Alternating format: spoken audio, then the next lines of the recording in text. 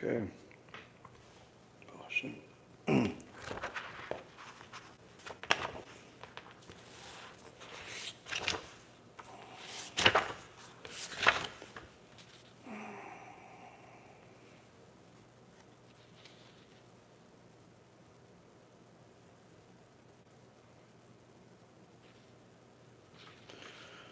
right, let's see.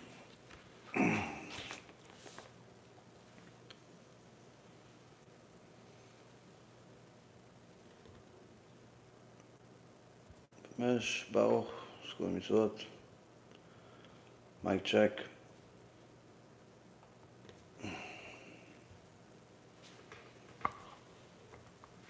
Okay.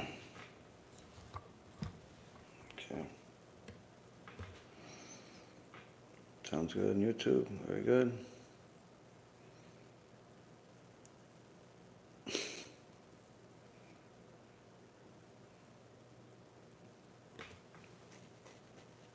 All right. Let's see. We have three.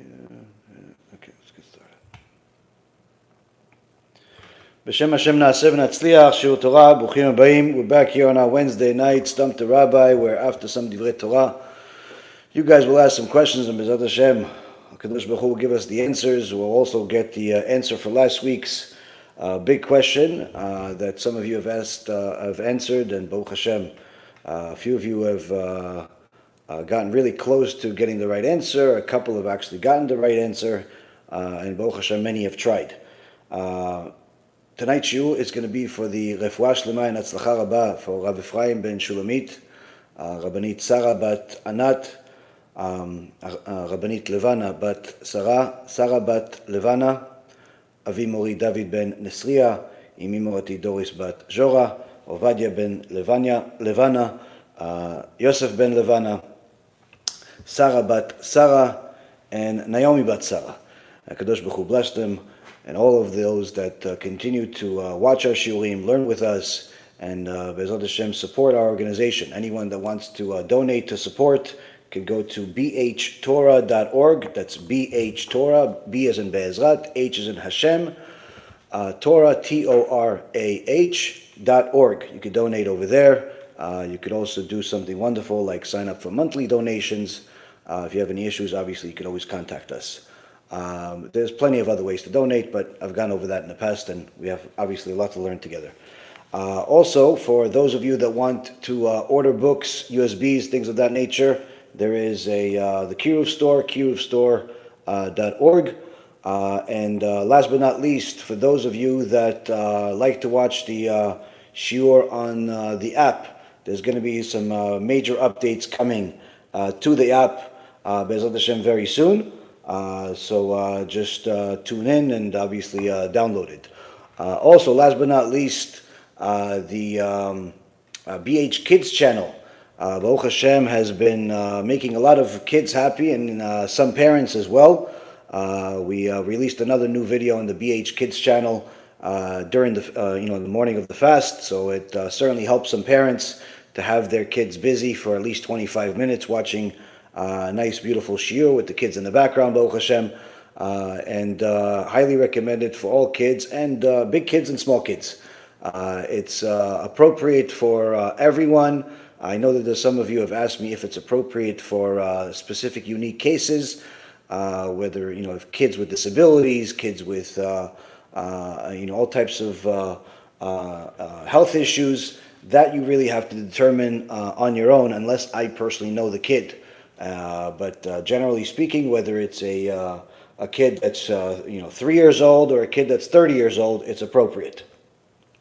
So it's something that I recommend always to parents, that if you're going to let your kids watch something, you should also watch it yourself, so you could see what's there. And of course, if you have negative feedback, you stop. But the shiurim, Baruch Hashem, have gotten a lot of great feedback.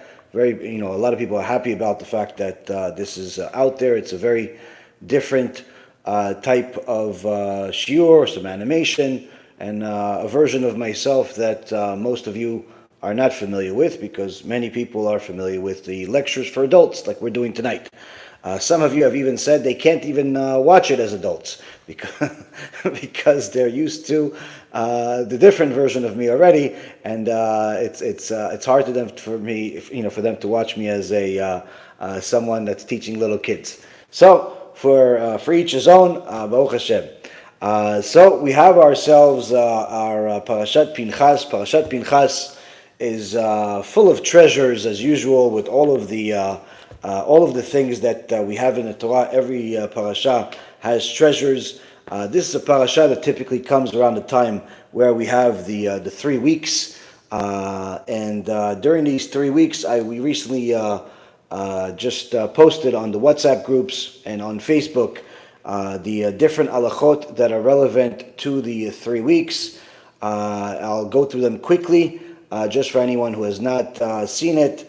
During the 3 weeks, the bathing and showering is allowed. Also, again, for Sfaradim, I know that Ashkenazim have some differences that you have to check with your local rabbi. But Sfaradim, 3 weeks showers during even the 9 days showers, except the week of Tisha B'Av. As far as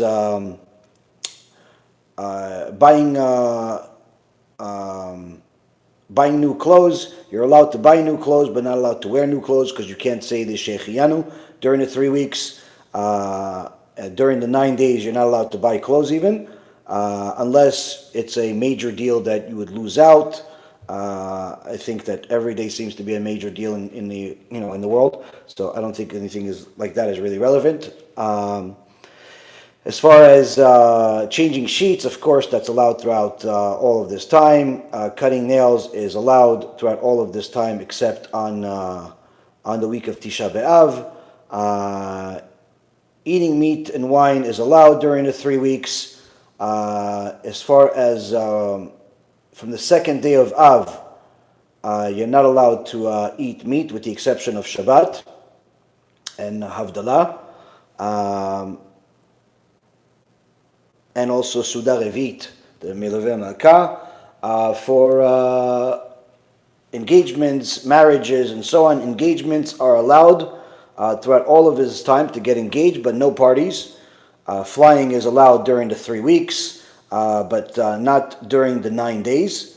And haircuts are allowed throughout all of the 3 weeks, with the exception of the week of Tisha B'Av. Ironing, of course, is allowed. Knitting is allowed, except on the with knitting only that's something that's it's allowed during the 3 weeks, but with the last 9 days only if it's essential. Music and dancing is not allowed throughout the 3 weeks. Planting is allowed. Playing instruments for fun, if your music instruments for fun, is not allowed.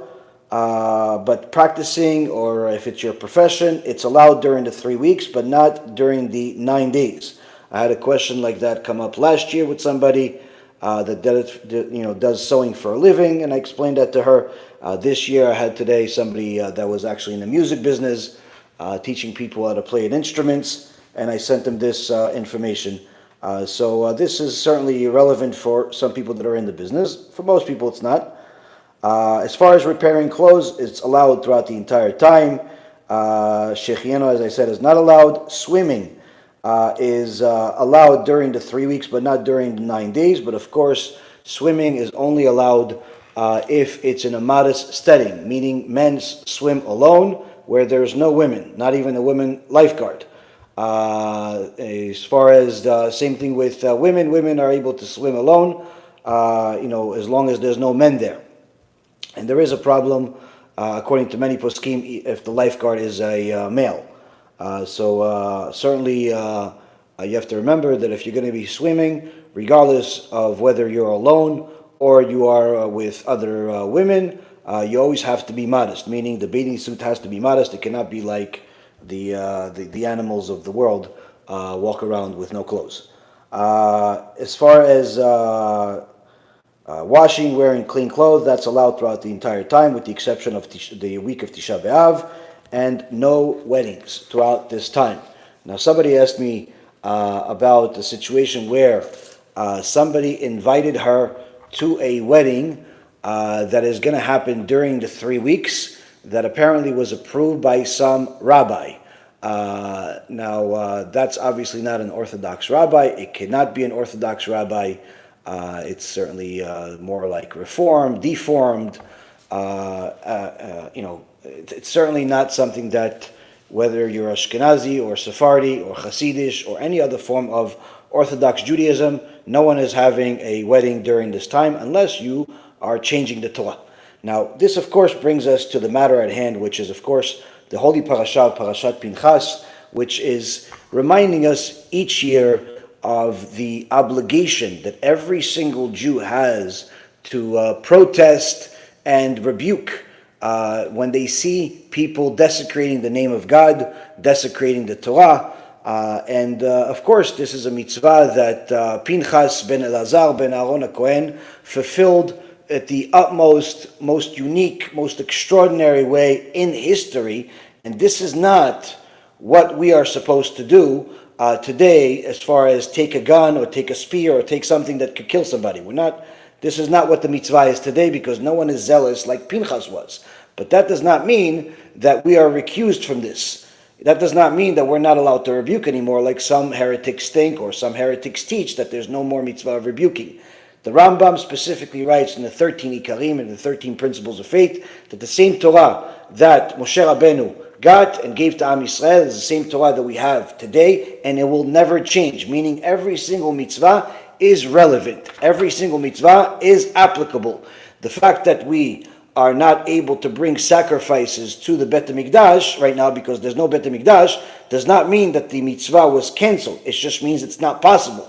Just like the mitzvah of Yibum is of marrying a man marrying his brother's wife after his brother died and left a widow with no kids. The mitzvah of Yibum is not relevant, is not applicable, obviously as long as your brother is alive.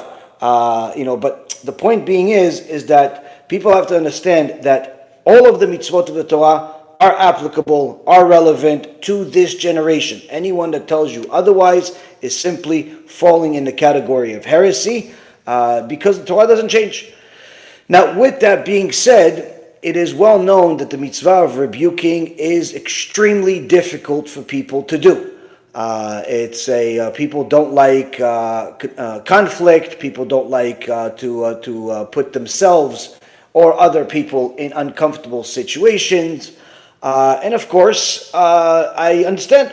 I can tell you that being in the position that we're in, and constantly fighting new wars against different heretics and different people that are desecrating God's name, is certainly not making us more popular. If I was someone that simply did what the so-called mainstream rabbis do, I would easily have 100 times more people watching and learning and doing. And you would say, well, so why don't you do that? Because mainstream is not helping Am Yisrael. Am Yisrael is in one of the worst possible situations we've ever been in. 80% of Am Yisrael does not even keep Shabbat. You have people that are literally driving to shul on Shabbat, meaning the one time during the week that they have an opportunity to serve Hashem and remove themselves from all of the things that are causing them to go against Hashem, that are helping them go against Hashem. The one time, which is to go to shul on Shabbat, they're violating Shabbat, they're violating the laws of God even more so. And unfortunately, many times with the approval or so-called closing their eye behavior by their rabbis, which, don't tell them anything, pretend like they don't know, even though they make a special parking lot for them, and sometimes even valet. So the mainstream way is not working, and we see it. We see it in reality. You see how there is a idarderut, there's a degradation in our current generation, much more than Am Yisrael has ever seen before. We, if you look at some of the tshuvot, some of the responses of the Chachamim of previous generations, from a few hundred years ago, from 1,000 years ago, you don't see questions addressing the issues that we deal with today, as far as having entire communities that are not keeping anything, entire communities that are even supporting the enemies in some cases. Secularism was not something that the Rambam had to deal with. Ignorance, yes. Heretics, yes, but not secularism. Secularism is a modern day invention. It's an Israel invention, meaning since Israel, founding of Israel, since the Enlightenment movement that preceded, obviously, the founding of Israel by about over 100 years. All of this secularism is something that started over these last couple of 100 years, but has peaked over the last 50 to 70 years. And unfortunately, it's like a new form of Jew. A new form of Judaism has been created, so much so that you'll have literally such comfort with secularism among some communities that you have secular people driving to the synagogue on Shabbat and they still consider themselves Orthodox Jews. I remember when I had to see this, from a first-hand perspective when I moved to Boca Raton. And I saw how the Boca Raton synagogue, while they do a lot of good things, a lot of things to help the community, a lot of things that get people to learn and so on, even though the heretic at the top is in charge, there's still a lot of good in the community itself. There's still a lot of good people there. But unfortunately, because the heretic is at the top and is constantly looking to appease people and fill up the pockets, what ends up happening is that they have this so-called Orthodox synagogue with a parking lot that's active on Shabbat. Now, they pretend it's not an active parking lot because the parking lot that's directly next to the shul is shut off, but they open a new parking lot, which is a large field right next to the shul, and they even have one of the employees of the synagogue, sometimes two of the employees of the synagogue, working there.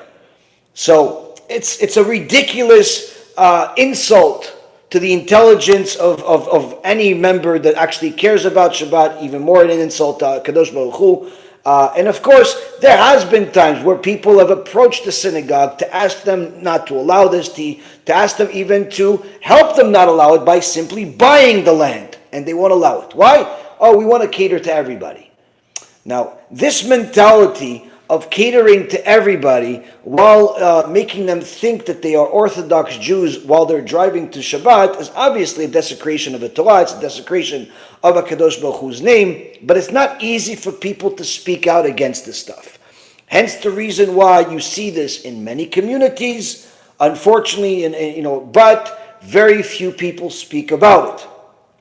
Even more so, there are other issues out there that you see that very few people protest against it. Very few people, I don't mean protest in the street with signs. Protest meaning say something, make a statement, say this is, put your foot down, not allow these things, speak to the rabbi, do all types of things that would get people to at least understand that their ways are wrong.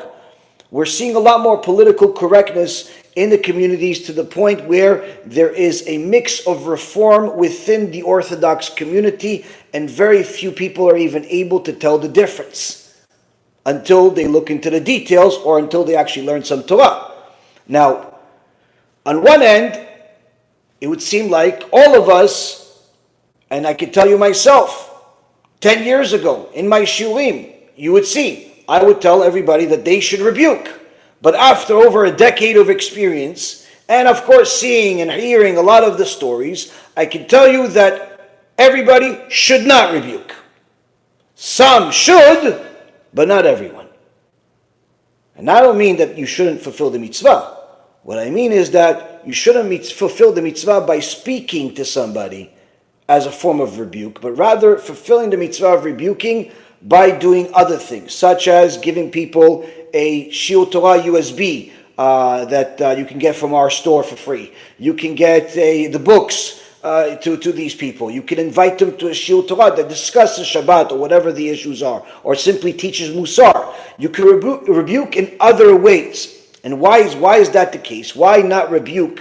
Why shouldn't everybody just simply become Pinchas right now, without the sword, without the spear? Because not everybody has the ability to remove themselves from the situation. And what ends up happening is that there is cases where a person can rebuke in a perfect way, and it could help somebody. It could help somebody even transform their life. And there's a situation where a person can rebuke and cause more damage than than the damage that was there before. Meaning, not only did it help, they actually caused damage.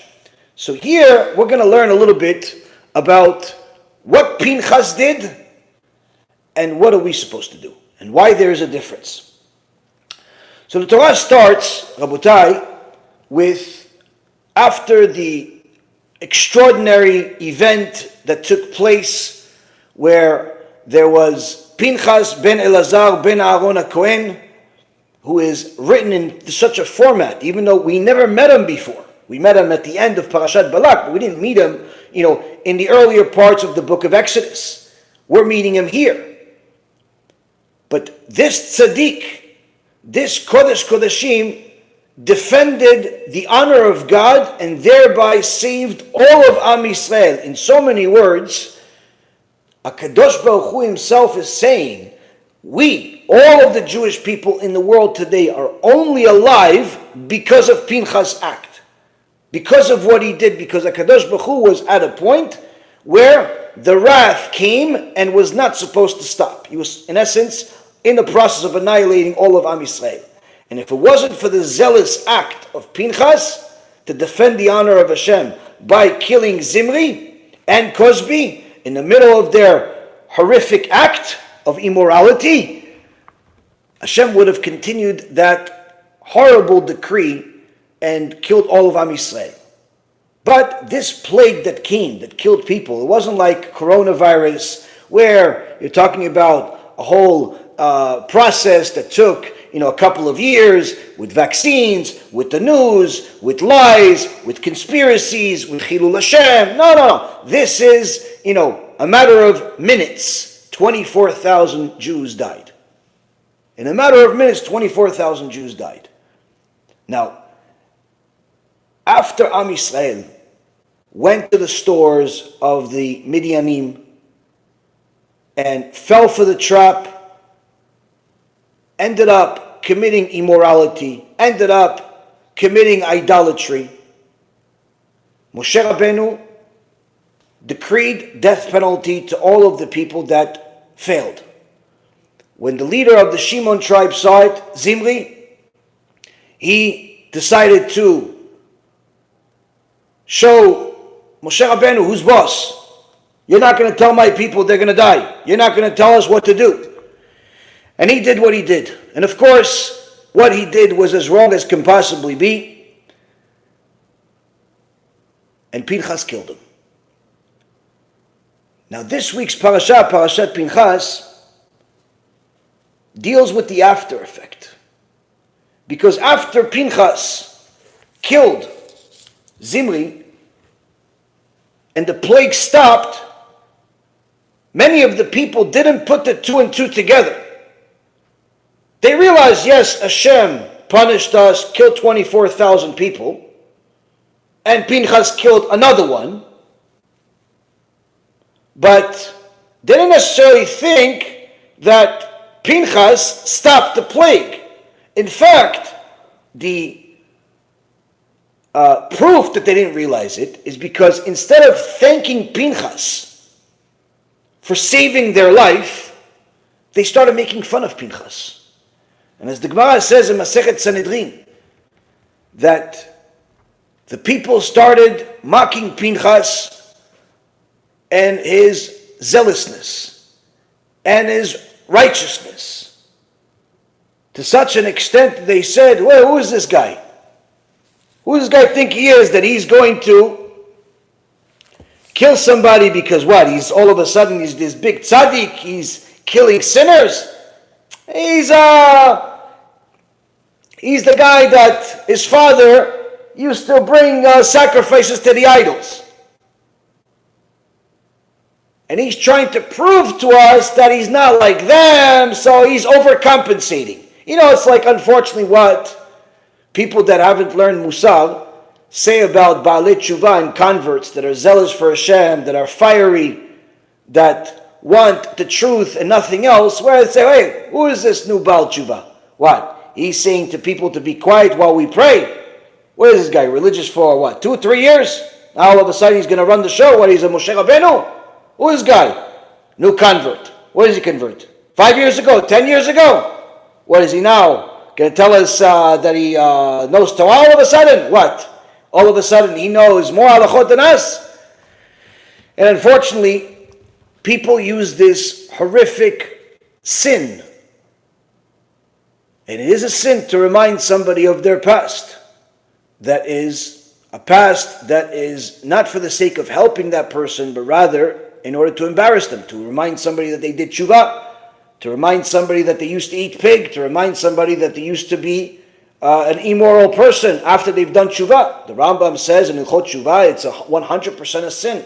And a person that does such a thing is going to go to Gehenom. But people do this. People do this, unfortunately, in order to dismiss somebody without actually dealing with the facts. Instead of addressing the fact that, wait a minute, he said not to speak while we're in shul and focus on prayers. He's right. That's what the halakha says. In fact, the Rambam specifically says that if somebody speaks in shul while people are praying and he refuses to be quiet, you're allowed to publicly embarrass him. You have permission to publicly embarrass such a person. Now, instead of a person addressing the fact that there's actual truth in the words of this convert or Baal Tshuva, or even if it's a person that's from birth, people dismiss the person in order to not have to deal with the words. And who knows this more than the people that deal with wars? And I can tell you that the main argument that the heretics will bring against us throughout all of the years, when we brought up the fact that any one of these heretics are heretics, and we brought the sources from the Torah, literally hundreds and hundreds of sources that we learned with our dear Rav Ephraim. We learned Baruch HaShem through sleepless nights. Not something we got on some blog. And we brought it to you guys, shiur after shiur, day after day, week after week, year after year, to show that what they're teaching is not philosophy, it's not Chassidut, it's not even Judaism, it's heresy. But what's the argument that the supporters of the heretics will use? Oh, you're a Baal Tshuva. Oh, you don't know what you're talking about. You've only been teaching for just a few years, in comparison to this ancient Egyptian, rabbi that pretends to be a Jew. The Rabbi Manis that he's teaching for 40 years. Reality, Rabotai, those are not arguments. Or I say, no, you don't know Chassidut. How do you know I don't know Chassidut? How do you know what I learn and what I don't learn? And even if you say, okay, I don't know anything. My rabbi doesn't know anything either. Even though he's a Dayan, even though he's written over 60 Sfarim. One of the Sfarim is worth more than all of the Sfarim that all of the heretics put together.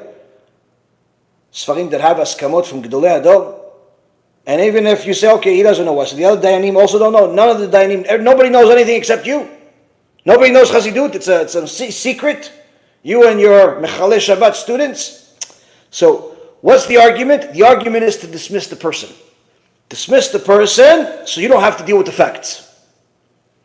And this was what was happening with Pinchas. The people wanted to dismiss Pinchas. Why? Because if Pinchas is right, that means everyone is wrong. That means that they all made a mistake. That means that they all have to be grateful to him. So what do? They dismiss Pinchas and say, no, he's overly zealous because he comes from idolatry. And the truth is that Pinchas did not come from idolatry. Pinchas' father is Elazar. He's not the son of any idol worshiper.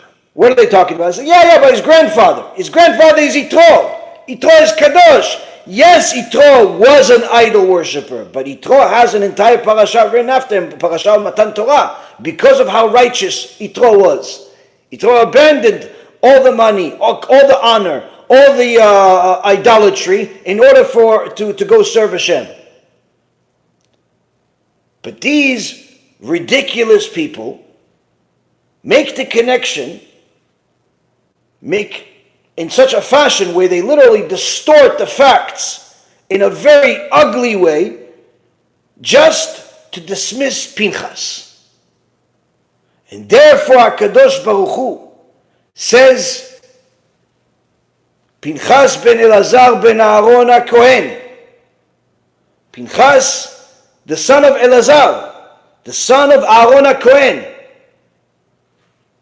He brings up his whole name. Why? So you know, first of all, he's not the son of an idol worshiper. He's the son of Elazar. Elazar is Kodesh Kodeshim. Elazar is one of the Kohanim. He's the Kohen Gadol. And in fact, he says, Pinchas ben Elazar ben Aaron HaKohen. Pinchas ben Elazar, one of the gifts that I'm giving him right now is that although his father's a Kohen, and his grandfather's a Kohen, and his uncles are Kohanim. The 4 sons of Aaron were Kohanim. That's it, there was no more Kohanim. At first, HaKadosh Baruch Hu only chose Aaron and his 4 sons. None of the other grandkids were Kohanim, if they were already alive. The only ones that would become Kohanim would be any new babies, any new kids. But here HaKadosh Baruch Hu changes the law and says Pinchas has earned his keuna, although he didn't get it at first.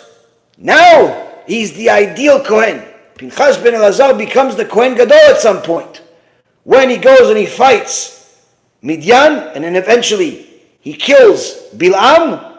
It's because he was wearing the tzitz. Bilam came to Balak to collect his money. At the same time, Am Yisrael attacked. And as soon as Bilam saw that Am Yisrael is attacking, he used his witchcraft to fly in the air. Pinchas knew that it's an obligation to go kill this guy. And he put the tzitz on, the tzitz of the Kohen Gadol on, which gives a person supernatural powers. And he flew in the air, caught Bilam, brought him down and killed him. Bilam was not a person you can kill in a normal way. So HaKadosh Baruch Hu says, Pinchas ben Elazar ben Aaron HaKohen, השיב את חמתי מעל בני ישראל בקנאו את קנאתי בתוכם, ולא חיליתי את בני ישראל בקנאתי. Hashem spoke to Moshe saying, Pinchas, the son of Elazar, the son of Aaron HaKohen, turned back my wrath from upon the children of Israel, when he zealously avenged my vengeance among them. So I did not annihilate the children of Israel in my vengeance. So we see here that HaKadosh Baruch Hu is telling us Pinchas is the reason why all of us are alive. Pinchas is the reason why all of Am Yisrael, the very same people that were making fun of Pinchas, he's telling them, you're only alive because of him. You're only alive because of him. But at the same token, if we see the language of the words, the way that the words are, it seems like there's a superfluous word, an extra word, where HaKadosh Baruch Hu says that Pinchas turned back my wrath from upon the children of Israel. Betocham, within them. The wrath was within the children of Israel. Why didn't it say just the wrath on the children of Israel? The wrath from the children, what's this extra word of betocham? Rabbi Ephraim Sheikhye taught me that in the Gemara in Masechet Moed Katan, page 6a, says, one of the many places in the Torah where it talks about the obligations of Talmidei Chachamim, the obligations of people that are Shomer Torah and Mitzvot. He says that a Talmid Chacham is charged with the task of rebuking the people around him based on who's within his reach, who's within his circle. If the only thing he has within his circle, within his reach, is his own family, then he must make sure that his own family are following the Torah and the Mitzvot. But if Hashem gives him a further reach, and he even has a Keilah, his Bet Knesset, his Kollel that he attends, or perhaps he's even a Rosh Kollel, a rabbi at the Kollel, now you have a further reach. You now have a responsibility that if you see one of them going against Hashem, doing things that are against Hashem, whether it's mistakenly putting their tefillin in the wrong place on the head, and you have to tell them to straighten it, because if a person does not know how to put on tefillin, the Gemara in Masechet Rosh Hashanah, page 17a, says a person that never put on tefillin goes to Gehenom, never comes out. If a person does not know how to put on tefillin the right way, and his whole life he's putting it on his forehead instead of on the top of his head, which means that he's not fulfilling the mitzvah, this person, instead of going to Gan Eden, he's going to Gehenom. So you see somebody that put the tefillin the wrong way, tell them. You see somebody that's driving on Shabbat, tell them. You see somebody that's eating non-kosher, tell them. You see somebody that's committing immoral acts, tell them. Yeah, but it's uncomfortable. Yes, but that's the point. You see, Hashem puts you there because He wants you to deal with it. The poor person that came to your door is for you to deal with, not for you to send it to somebody else. Whether he's poor spiritually or he's poor monetarily. The situations that you see are for you to deal with, not for somebody else to deal with. Your kids are for you to educate, not for somebody else to educate. Unfortunately, sometimes what happens is that parents have so much reliance on the teachers that they send their kids to school to go get chinuch. And the teachers try, and no matter what they try, they continue failing. And it's not because the teachers are not good, but rather because the parents are not good. Because what happens is the kid comes to the yeshiva, comes to the school, learns good manners, learns good things, but he goes home and the parents allow the kid to do whatever he wants. Without a rebuke, without a yell, and they start imagining that the kid's only acting that way because the teachers are not good. This is wrong. So a person has to know that whatever is coming to your table, whatever is coming to your circle, is for you to deal with. Don't delegate the problems to other people. You have to deal with problems. This is a way to fulfill the Torah. Now, Pinchas ben Elazar was in a situation where Am Yisrael was shocked to see their brothers, their cousins, their sons killed by a Kadosh Baruch Hu in a matter of moments. And the Gemara says that Pinchas showed that he is not just another tzaddik, but he is within them. Ubetocham. And Rabbi Ephraim says that you see there are two different types of Talmidei Chachamim. There's one Talmid Chacham that is completely separate from the world. He's separate. He's doing his own thing. He's learning Torah. He's so dedicated to the Torah that he's completely oblivious of the world. Now, of course, we need some people like that. You ask them, do you know where I can get milk? No, I don't know. But you've been in this kollel for 15 years. You don't know where the store is? No, I'm sorry, I don't know. Okay, do you know where I can get coffee in the kollel? No, I don't know. But you've been here for 15 years, you don't know where to get coffee? No, Baruch HaShem, I'm just learning Torah. He doesn't know where to get coffee. He doesn't know where to get milk. He doesn't know anything. You ask him how much you have money in the bank? He has no idea. His wife deals with everything. He just knows how to learn Torah. He knows how to teach Torah. That's all he deals with. That's it. How do you afford having 5, 10 kids? I don't know. Baruch Hashem. Kadosh Baruch Hu takes care of everything. What does he know? He knows how to learn Torah. There are some people like that. They're very special. They're very unique. And many of Gdolei Israel had to do that for a certain part of their life in order to elevate themselves. But what made them Gdolei Israel is that eventually they realized that they have to leave the seclusion, leave the cave of Rabbi Shimon Bar Yochai and go within the nation. And that's the second type of Talmid Chacham. Talmid Chacham that is not just learning for himself. He's learning just as much as the other scholar. He's exerting as much effort as just the other scholar. He knows just as much as the other scholar. But he also fulfills the mitzvah of being within Am Yisrael, where he sees something, he says something. He tries to help. Whether it's helping somebody monetarily, helping somebody spiritually, helping the community, helping the family, all types of things. Pinchas ben Elazar ben Aaron HaKohen, Kadosh Baruch Hu says, he turned back my wrath from upon the children of Israel. Why? Because he was one of them.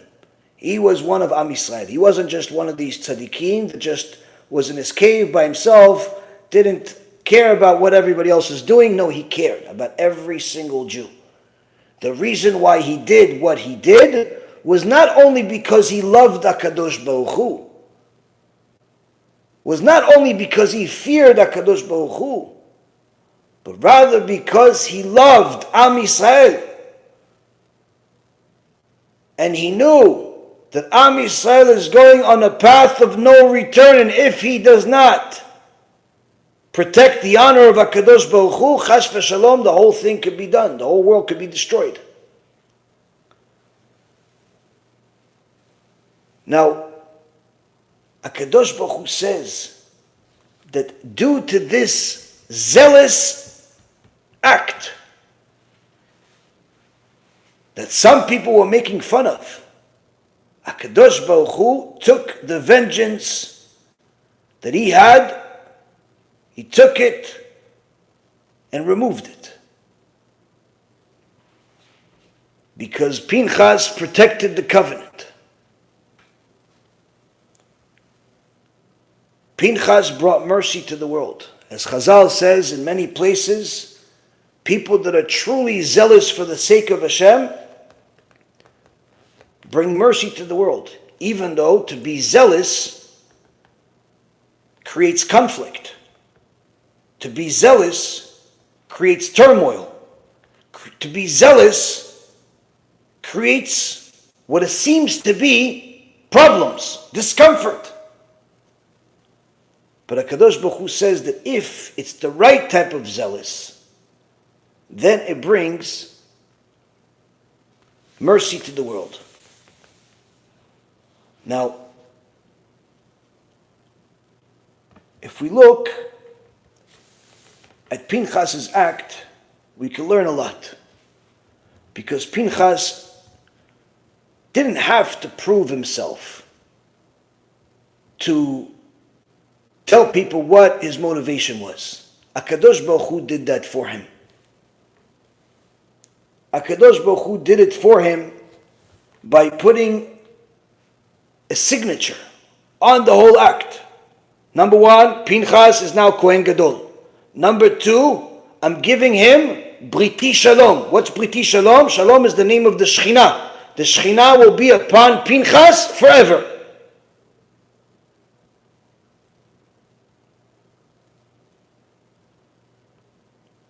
In order to show everybody that they're alive because of Pinchas.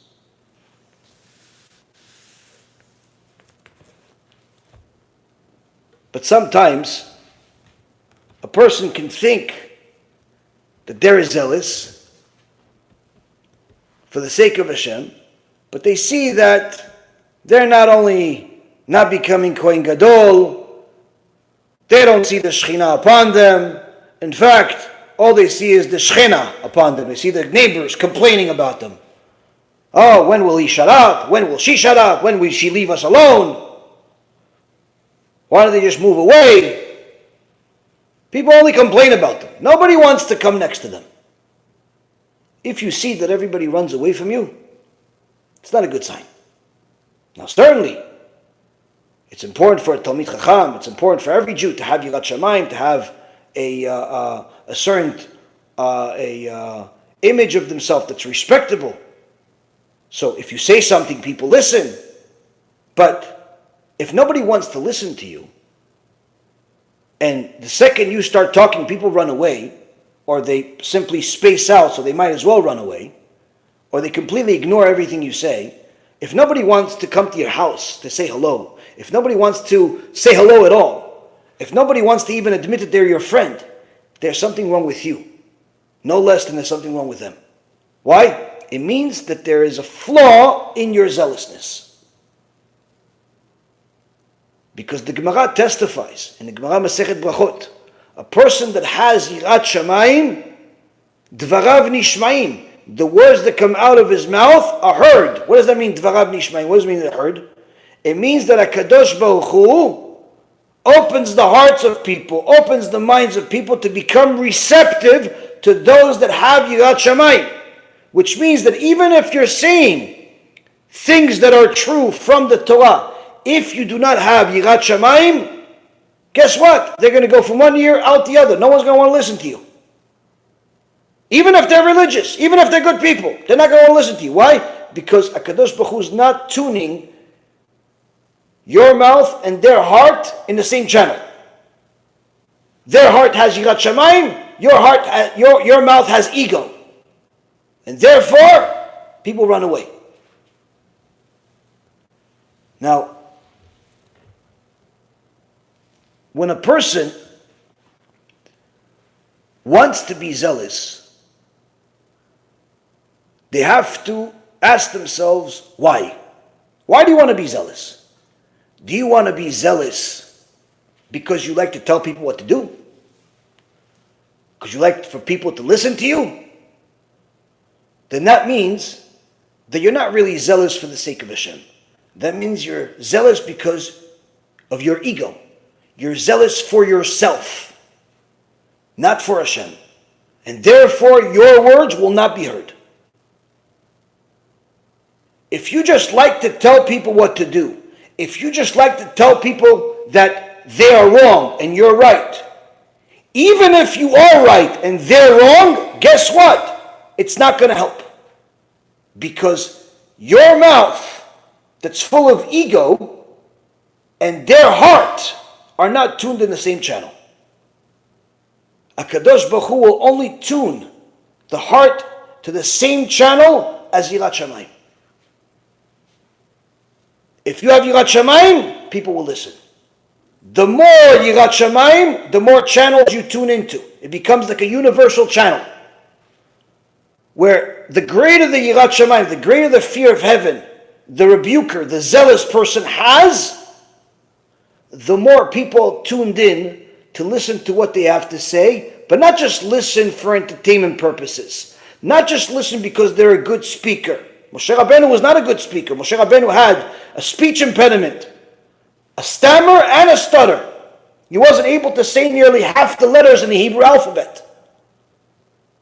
The letters that require the lips, like Fei, he wasn't able to say. He also wasn't able to say the letters in the alphabet that require the tongue, like Lamed.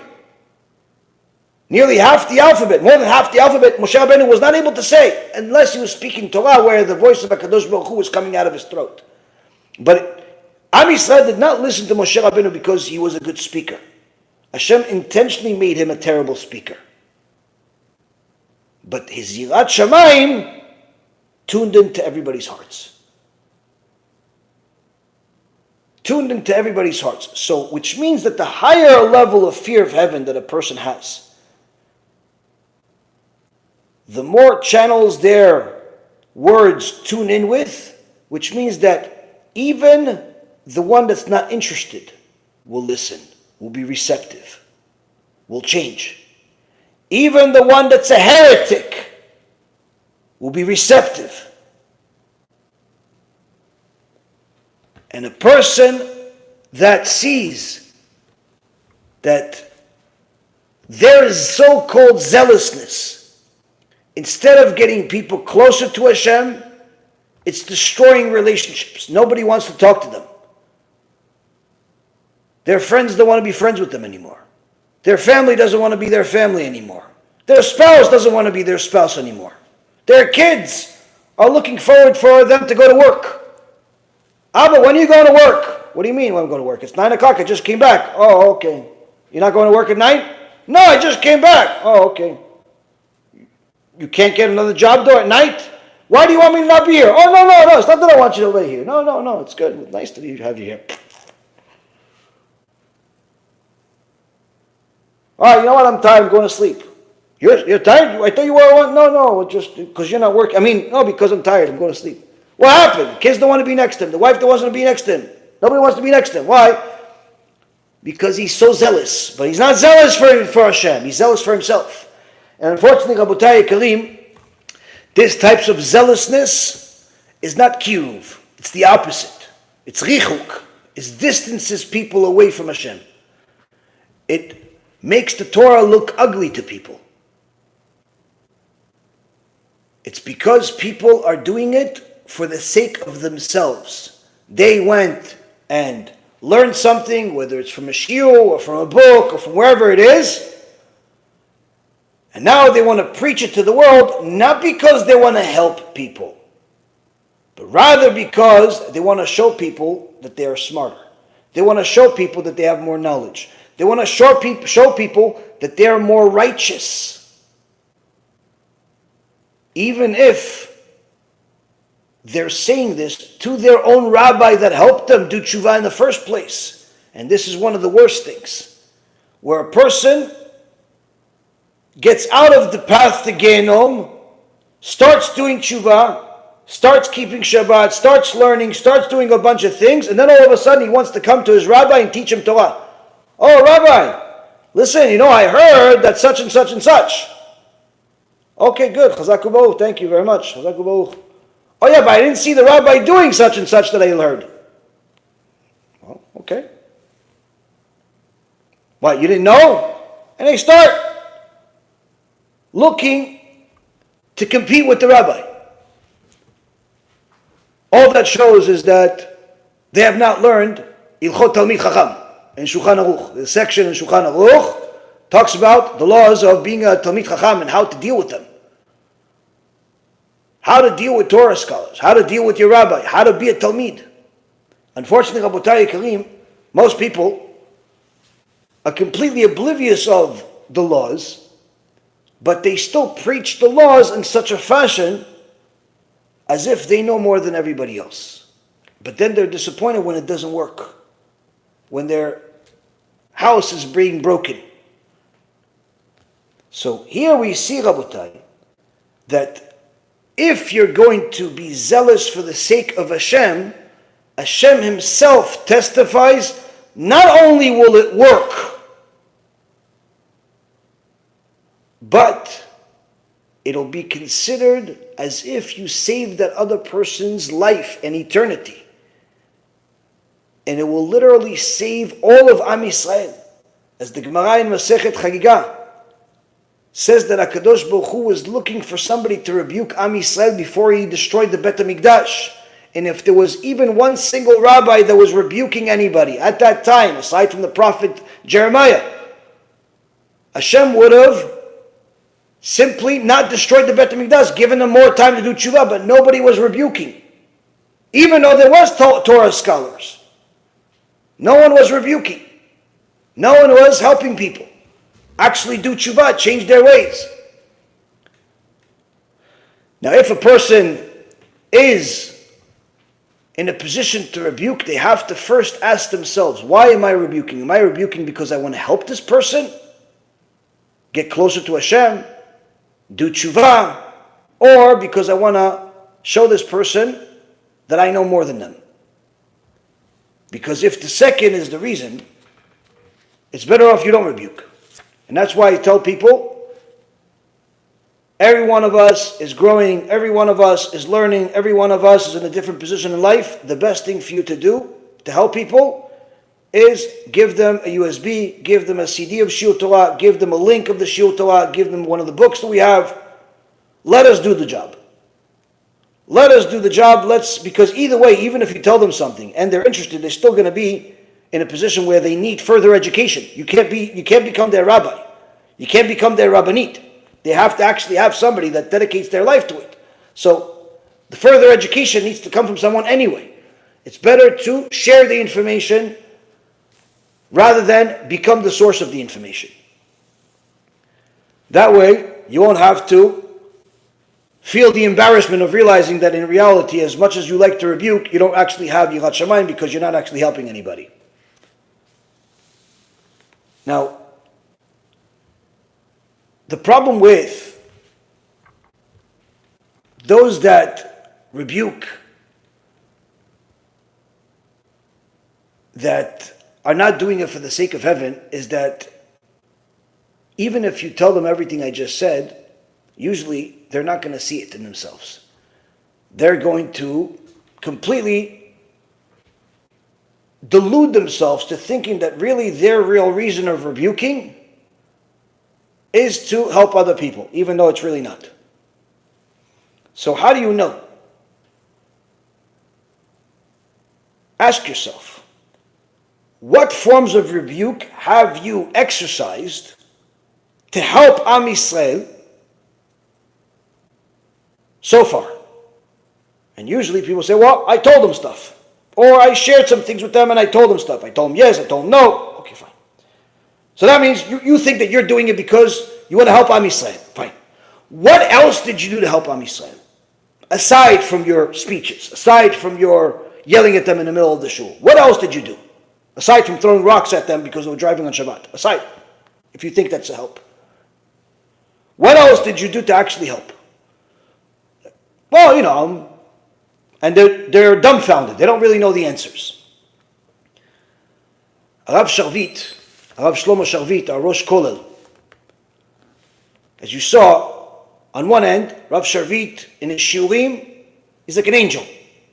Angel, Kodesh Kodeshim, endless amount of Torah. It says the Torah is in his mind in such a way where literally, I was there watching him have a discussion with somebody, brought up a question. He's like, yeah, of course, it's over here. He grabs a book. The book has no less than 5,000 pages. It's one of these old giant books. Grabs the books, opens it up, shows the guy the answer literally in 5 seconds, faster than the story takes. Enormous amount of Torah, but his mannerisms are those of an angel. Soft-spoken. He makes even the angriest person in the world feel like the most calm person. Literally, it's unbelievable. Recently we had a situation where one of the event centers that we have to rent out for the next event in Israel, which BeEzrat HaShem, perhaps next week I'll talk to you guys about it. One of the guys pulled a fast one on us. He was a little bit annoying, but either way, guy agreed on the price. Then I had my assistant call him to finalize the details, and for whatever reason or another, he woke up on the left side of the bed, starts yelling, screaming for absolutely no reason whatsoever at a woman, which is insane. Anyway, and hangs up the phone because of some unknown reason. Anyway, I said to her, listen, have Rav Sharvit deal with this. Long story short, Rav Sharvit calls him. Within 5 minutes, the guy is like the best friend. Yes, we'll do this, we'll do this, we'll do this, we'll do this, we'll do this. He's like your best friend. Why? It's like he has these mannerisms. Rav Sharvit has these mannerisms. Doesn't matter who you are, you calm down. You're happy. you think that you're in Gan Eden. You're not even sure if you're around people anymore. Tzaddik, his wife, the Rabbanit, same thing. They have these manners. Their kids are also like little angels, just like that. Baruch Hashem. Hashem protect them. Hashem help them. Hashem give them all the shifa in the world. Now, why do I say this? Because on the other end, when it comes for the sake of HaKadosh Baruch Hu and the truth of the Torah, don't mess with Rav Shavit. The second he sees falsehood, it's simply everything changes. This is a kofar. He doesn't change his mannerisms, but he'll tell you all of the horrible things that this person is and where they are and where it's in the Torah and there's just chamber and that chamber and this halacha and that halacha, and so we saw also in the video against the heretic Manis Friedman, Rav Shavit speaking about it, Baruch Hashem, talking about how this person is an apikosh, you have to stay away from him, but you see his mannerisms, it's very unique. Now, so when it comes to rebuke is there. When it comes to the loving Am Yisrael, there is there. But there's a beautiful example I heard today, where today was a story was unveiled that nobody knew. One of the members of the Kehillah over there in Israel is a Jew that's died today, a little bit over 100 years old. A little bit over 100 years old. And he started learning from Rav Shavit something like 10 years ago. Started coming to the shiurim by Rav Shavit and learning Torah with him. During the last 6 months of his life, him and his wife would come. Him and his wife, they both come. She was in the women's section. The old man was in the men's section and learning from Rav Shavit every day. Now, during the last 6 months of his life, this Jew became paralyzed. And his daughter came to Rav Shavit and asked him, do you know if anybody can help him put on tefillin? Now, of course, Rav Shavit, he's running a kollel. He gives shiurim every single day. Baruch Hashem, he's studying to the small hours, in the middle of the night. Wakes up really early. Baruch Hashem his clock is busy. He's not one of these people that has extra time. And of course, Avrechim are always busy with learning Torah or teaching Torah, especially if you have a kollel and everything else that we're doing, Baruch Hashem. But he didn't think twice about it. He said, no problem, I'll take care of it. He gets one of the Avrechim, young guy. He says, I'm going to give you 500 shekels every month. Go put on tefillin with this man every day. Now he could have easily given the task to that person, but asked the woman, listen, it's your father, you give the 500 shekels. No. There's a need, there's a Jew that can fulfill a mitzvah. Now, of course, Avrechim don't have exactly, they're not Rockefeller, they don't have a lot of money. Doesn't make a difference. There's an opportunity to help a Jew. It's brought to my table. That's what we do. And that's how the entire organization is, Baruch Hashem. That's how BeEzrat Hashem is. If we have an opportunity to help, and it's within our ability to do so, we try to do our best. Especially when it comes to Torah scholars, especially when it comes to people that we know that this is a person that we can help, that we should help. Now, of course, it's not always easy, it's not always possible, but when you love Am Yisrael, you look for a way. Now, on one end, you can go and protest against the heretic with sharp words that scare the angels. On the other end, you show that everything that you do is only for the sake of HaKadosh Baruch Hu, because you love HaKadosh Baruch Hu and you love Am Yisrael. And there lies the difference. If a person sees that there's bracha, that there's blessing in their actions of zealousness, that people are actually doing tshuva, that people are transforming their life, that people are actually receptive, then certainly that's a testament that they're going in the right direction themselves. On the other hand, if they see that their actions are repelling everybody, then that is not only indicating the fact that you didn't deliver the message the right way, it also shows that the messenger, i.e. you, has a problem.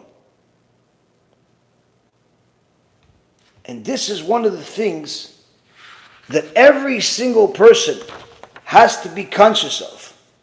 Because while the Torah teaches us that it's extremely important to rebuke, to protest against the wicked, to even protest against righteous people that are making a mistake if you need to, there are rules to everything. There are rules of how to do it, when to do it, whom to do it to. If you're going to be speaking to your friend, it's one thing, but it's very different than if you're speaking to your parents. There are completely different rules speaking to your parents than speaking to your friend.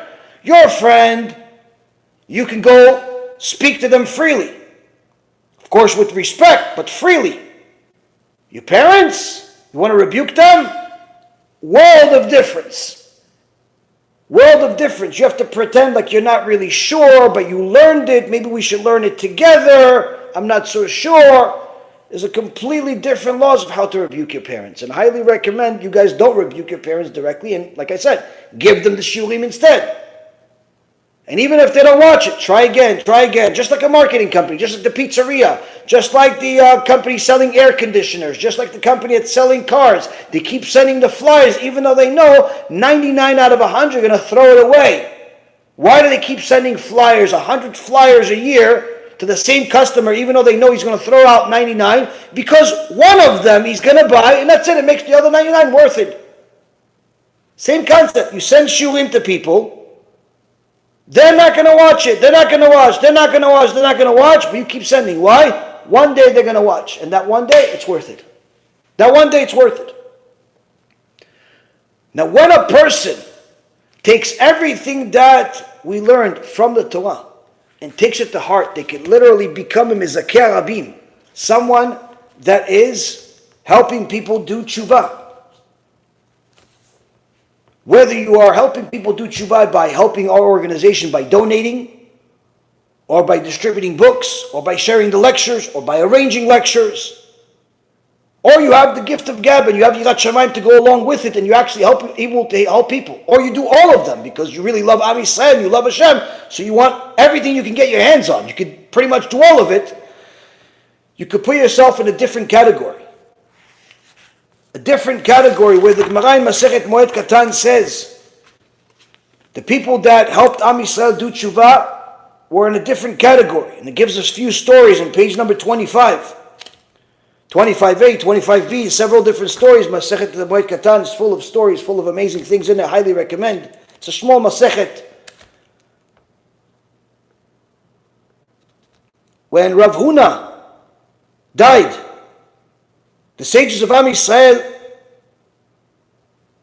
said, where should we put him to rest? Where should we bury him? Why is it a question? There's a Jewish cemetery. No, this is Rav Huna. He's not like all the other tzaddikim. Yes, this one was a big rabbi, this one was good, this one was great, this one was wonderful. No, but Rav Huna was different. Why? Rav Huna disseminated Torah among the Jewish people. He did kiruv. Therefore, there's a completely different treatment for him. We have to bury him next to Rabbi Chia. Why? Because he also did kiruv. Oh, okay, perfect. When Rav Chaga brought Rav Huna to the gravesite, there was a little place where Rav Chia was buried next to his two sons. Yehuda was the elder, and Chizkiah was the younger of the sons of Rav Chia. One was on his right, one was on his left.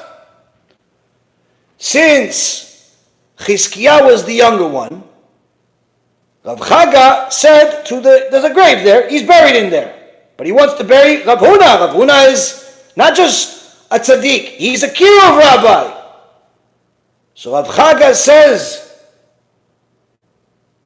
to the body of Chizkiah, the son of Rav Chia, arise from your place, For it's not respectful that Rav Huna should stand and wait to be buried. Meaning that I can't bury Rav Huna next to you or far away. I have to bury him next to your father. Why? Because he was a kiruv rabbi. He's a kiruv rabbi. So since you're buried next to your father, move. As he said this, the body of Chizkiah rose and a pillar of fire rose with him, says the Gemara. When Rav Chaga saw the pillar of fire, he was seized with terror. The Kedusha, that even though he was not buried, he was buried next to his father and he was holy, but still Rav Huna was greater than him. Therefore he has to move. Still he was Kodesh Kodashim and a fire came up with him. Rav Chaga was seized with terror, the Gemara says. And he raised Rav Huna's coffin as a shield to protect him from the fire. And ran out. And Chachamim say the only reason why you didn't die right there and then was because you raised Rav Huna's coffin, meaning because you were burying Rav Huna, and that merit of burying such a tzaddik that did kiruv stood up for you. Further, the Gemara says, when the son of Rav Huna died,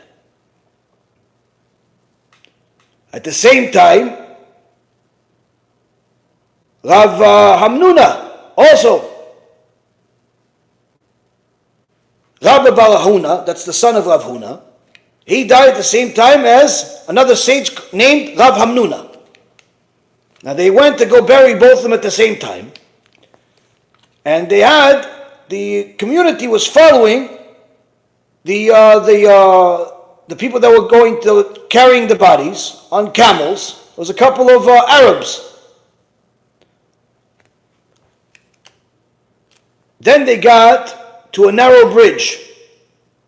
And all of a sudden, the Gemara says, both of the camels stopped. And no matter what the Arab did to them, yalla, yalla, go, nothing. Camels are not moving. So the Arab sees there's something wrong here. So he looks at the Jews. No, what's this? So the rabbi said, no, you have to understand. The two deceased, the two tzaddikim, Rav Hamnuna and Rabbi Bar Huna, they are honoring each other. Even though they left the world, they're still honoring each other, saying, let the master go first. And the other one is saying, you're the master. You go first. You're a great tzaddik. No, you're a great tzaddik. So the Arab says, okay, so Rabbi Bar Huna should go first. He's the great tzaddik. As soon as the Arab said this, the camel of Rabbi Bar Huna indeed went first, but the Arab's teeth fell out. All of his teeth came out of his mouth. Who are you to say who's the tzaddik and who's not? In so many words, Rabotai Karim, one of the things that we see is when people actually are involved with doing kiruv, when people are involved with helping people do tshuva, their success is determined by their fear of HaKadosh Baruch Hu and the love of HaKadosh Baruch Hu and the love of Am Yisrael. If they're missing those ingredients, the results will show. If you're seeing that the people that are listening to their lectures or listening to their speeches or listening to their rebuke are not only not receptive, but they're showing animosity, they go the opposite. Or the guy could be listening to the lectures for 20 years but still drive to shul on Shabbat. In so many words, nothing has changed. That's not only showing a problem with the listener, that's showing a problem with the speaker itself. It shows there's something lacking from the speaker. Because the Torah testifies itself. If you have Yirat Shamayim, Dvarav Nishmaim, your words will be heard. How is it you're speaking to this guy for 20 years, he's still driving on Shabbat? He's still married to a Goya. How? You have to do tshuva just like he does. Something's wrong. Even though you may have a long white beard, even though you may run a kollel, even though you have all types of things, something's wrong. Something's wrong. And this, Rabotai Karim, is one of the amazing things that we see from Parashat Pinchas. Each and every single one of us has to protest when we see Hashem's name desecrated. Each and every one of us has to protest when we see somebody that's misleading the public. But we also have to be realistic with ourselves. While we are growing, while we are learning, while we are doing all the good things, we also have to know if our motivation is not right, if our motivation is about ourselves more than it is about Hashem, then we have to change. Now we still have to help people, but we have to change the way we help. Instead of helping by speaking to them, we'll help them by sending them a lecture. We'll help them by inviting them to a lecture, by setting up a lecture, by doing things that are coming from somebody that actually has results. And this is one of the great things, Rabotai, that experience will teach you. Experience teaches us a whole lot. And that's why the Chachamim say that not only do you have to stand up for somebody that is a Torah scholar, but even if an old man comes in, you have to stand up too. Why? The old man has experience. He may not have Torah, but if he has experience, it's also very valuable. Now there's a lot more that we can learn. There's a lot more that Torah I wanted to discuss with you, but we're already an hour and 15 minutes in. I know that you guys have a lot of questions. There's a whole section about Machtiyah Rabim and so on. BeEzrat Hashem, we'll do it another time. But now we're going to give you guys the answer for the question for last week. Last week we asked the question about the story where there was a sneaky snake catcher, where somebody was paid $500 to supervise a $100,000 diamond while his friend went on vacation. During that time, some con man fooled him to get out of the house by putting a snake in the house through the window and then waiting for the people to run out because the guy saw the snake, ran for his life, came out of the house, saw the guy that happens to be a snake catcher with his uniform, told him, listen, I have a snake in my house, can you help me out? Sure, it's only going to be $150. He paid him, the guy went into the house, took the snake out, and left, only to find out that this whole thing was a con, and the guy that got the snake also put the snake there, and he really only wanted to have free access to his house in order to rob him. And he ended up robbing the $100,000 diamond. Now when his friend came back from vacation, he said, listen, I understand, I believe you, that everything that happened, that you're saying happened, that you got conned, but that's not really my problem because I paid you $500 in order to watch my diamond, and so therefore, you are a shomer sachar, you are not just someone that's responsible as a favor, I paid you. So the question is, does the guy owe him the money or not? The answers that I got were very interesting. Some people said he's responsible because he shouldn't be such a fool. Some people said he's not responsible because it's too much money, or it's this, or it's not, and some answers were correct. But this is the answer. A shomer sachar, according to halacha, actually does have to pay if something is stolen. But he's exempt if it's lost due to an unavoidable mishap. What if the theft is a result of an unavoidable mishap?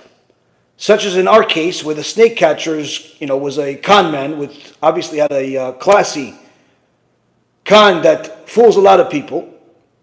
Do we classify this as theft, for which he's liable, or as an unavoidable mishap? Rabbi Yitzhak Zilberstein ruled that this is not a regular case of theft. That's by onus. for which the Shulchan Aruch would obligate the Shomer Sachar to play. In this case, the Torah actually commands him to not guard the diamond, the article that he's watching. He was obligated to leave the house in order to protect his own life from what he thought was a poisonous snake. And he's not a snake expert to know if a snake is poisonous or not. To anybody that's not an expert, any snake is poisonous. Any snake is a life risk. Even if you watched a bunch of shows on online or on TV or wherever about snakes, don't try to become a snake expert when you see a snake and say, no, this one's not poisonous. You see a snake, you run. And Rabbi Yitzchak Zilberstein says, person who saw it, he can assume the snake is poisonous. And therefore, it's unreasonable to assume that the Torah could, on one hand, command him to leave his home, yet on another, still hold him responsible for the theft that occurred as a result of him leaving.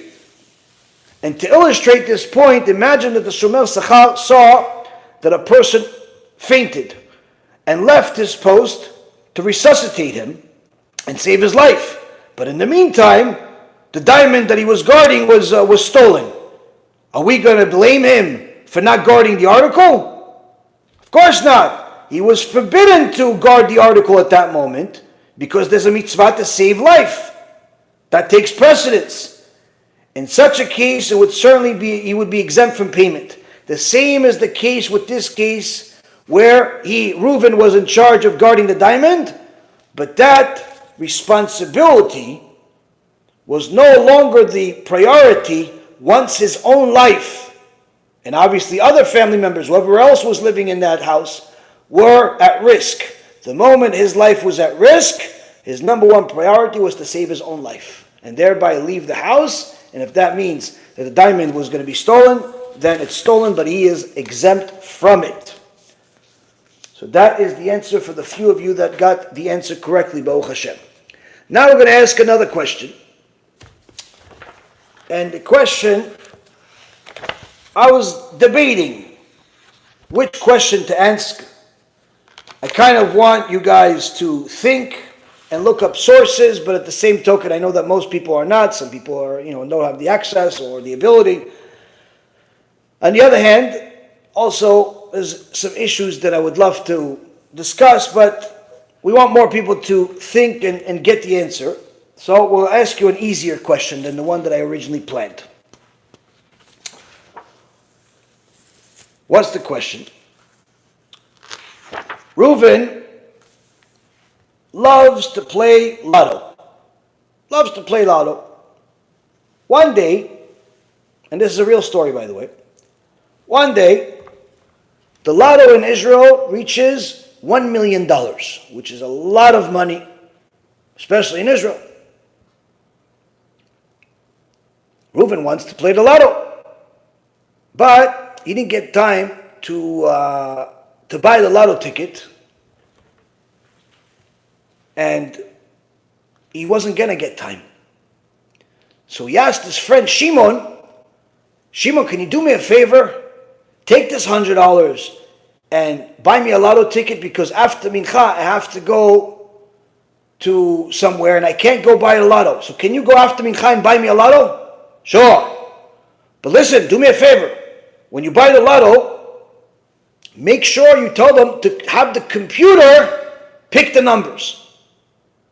Shimon says, fine. He gives him the 100 shekels. And that's it. After the prayer, they both go their separate ways. Shimon goes to buy the lotto. By the time he got there, he forgot that Reuven asked him to have the computer pick the numbers. So, when he told the guy I want a ticket, he goes, okay, fine. He gives the guy a ticket. He tells him, okay, put up the numbers in. So he starts putting numbers. And then he gives it to the guy. And he puts it in the system. And in Israel, it's different than America, where anyone can buy whatever they want, whenever they want. In Israel, when you buy something, you have to give them your government ID. You have to give them your government ID number. So he says, okay, what's your ID number? And he gives him his own ID number. Obviously, he didn't get the ID number from Reuven. because, they were going to pray. So they didn't have time to change ID, didn't even think about it. So he bought the ticket and he put his own ID in it. That's it. So he gets the ticket. He goes, later on, he goes to Shimon's house.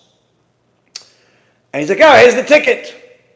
As soon as Shimon sees the ticket and he sees that the numbers, it says specifically that the numbers were chosen by the person and it wasn't computer generated, Reuven gets so upset and so nasty. He says, what are you doing? I told you to have the computer pick. Why are you wasting my time with this? And he said this in such a nasty way that Shimon got so offended. Right away, he took the, he took the ticket. He took the 100 shekels. I'm sorry. He left the ticket with him. He took 100 shekels out of his pocket and he threw it in Shimon's face. Yeah, take it. Meaning, you didn't pay. Later that night, as you would obviously guess by now, they reported the numbers, and the winning ticket is this ticket. Now, of course, Reuven has a ticket in his hand. He said, I won $1 million, I'm a millionaire. The next day, he goes to the office of the lotto, and he says to them, okay, let's go, pay up, I'm a millionaire. They start putting in a computer. Oh, congratulations, sir. Mazel tov. You know how they type, like, anytime you go to an airport or you go to anything that somebody's typing, it's almost like they're typing a novel. What are you typing? No. Typing for a while? Okay. After about a half hour of typing, he says to him, sorry, sir, your ID doesn't match this ticket. What do you mean? It says that a person named Shimon bought this ticket. This is not your ticket, sir. I'm sorry. You can't win. You can't get the reward. No, he bought it for me. Okay, he bought it for you, but you have to bring him. Oh, no problem. So Reuven, even though he's embarrassed now to go to Shimon, because he yelled at him and the whole thing happened, he goes to Shimon. He goes, oh, Shimon, sorry about last night, but I need a favor. What do you want now? Listen, it's kind of weird, but, I won. What do you mean you won? I need you to come with me to the lotto's office because I won. I won $1 million. So I need you to come with me so I can collect my money. So now Shimon says, wait, hold on a second. You didn't want the ticket. You didn't want the ticket. You said that you wanted it differently. You wanted it automated. You didn't want the ticket. So actually, you'll come with me so I can collect my money. And now you have a conflict. Question is, whose money is it?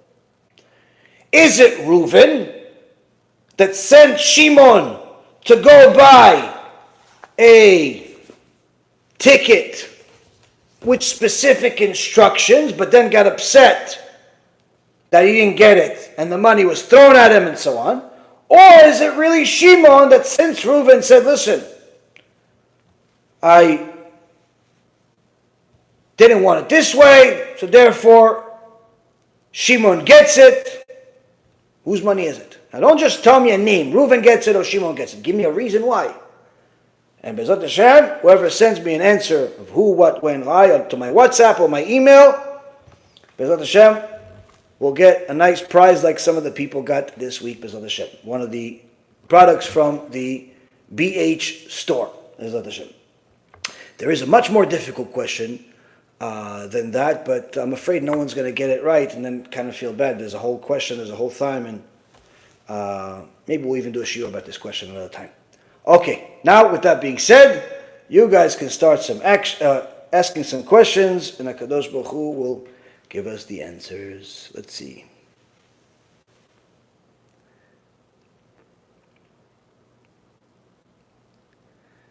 Let's see.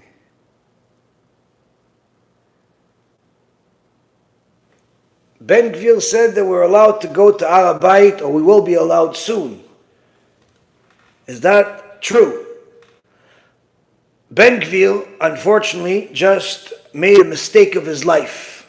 by not only desecrating the words of the sages, but desecrating God's name by going against the greatest Torah scholars in the last 100 years that have specifically paskind one after another without exception, whether they were from the Sephardi, Ashkenazi, Dati Leumi, even Rav Kook. There's no more, this is in essence what Ben Gvir claims to be, where he's learning whatever he learned in his life. All of Gdolei Israel, including Rav Kook, says Jews are not allowed to go to BeIt.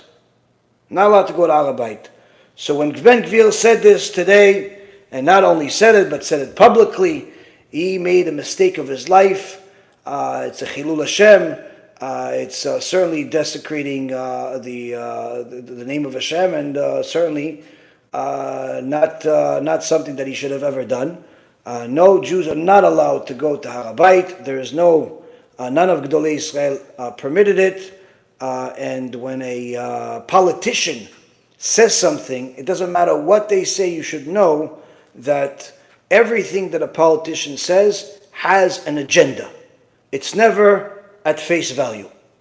Doesn't matter who the politician is. If it's an American politician, Israeli politician, a politician from Bangladesh, politician from Canada, politicians by definition are people that are arguing for agendas. Somebody told me one time years ago that politician comes from the a word originally that comes, which is tick, like the bloodsucker.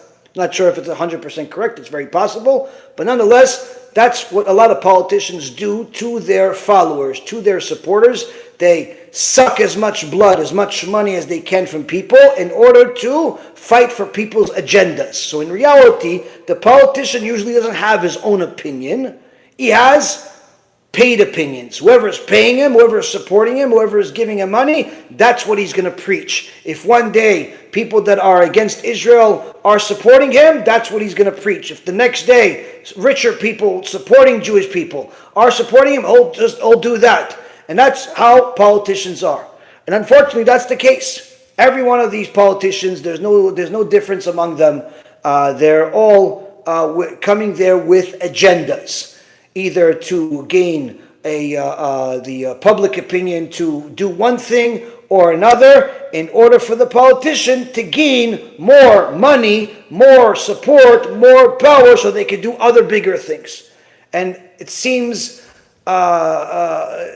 unrealistic to think that what Ben Gvir did right now is anything different than what all politicians do. He simply has an agenda. He wants to go against the tide. He wants to get attention. He wants to be the center of attention. He wants to cause trouble for other politicians. So he's doing something that is going to get, a public outcry. A public outcry, which obviously, to have somebody that pretends to be a fighter for the sake of the religious world go against the rabbis of the religious world, obviously, you see, this is going to create a public outcry, as if there's not enough wars against the Torah already.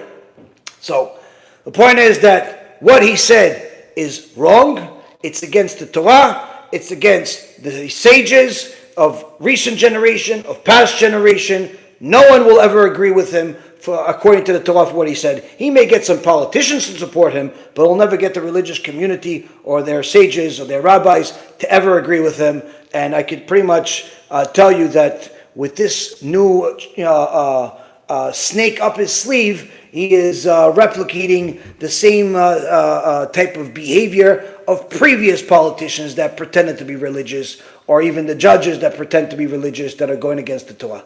So it's important for a person to know that when it comes to knowing what's right and what's wrong, we go after Da'at Torah. What's Da'at Torah? Da'at Torah is what the Gdolei Israel, the giant Torah scholars of the generation, say. We don't go by politicians. We don't go by newscasters. We don't go by podcasters.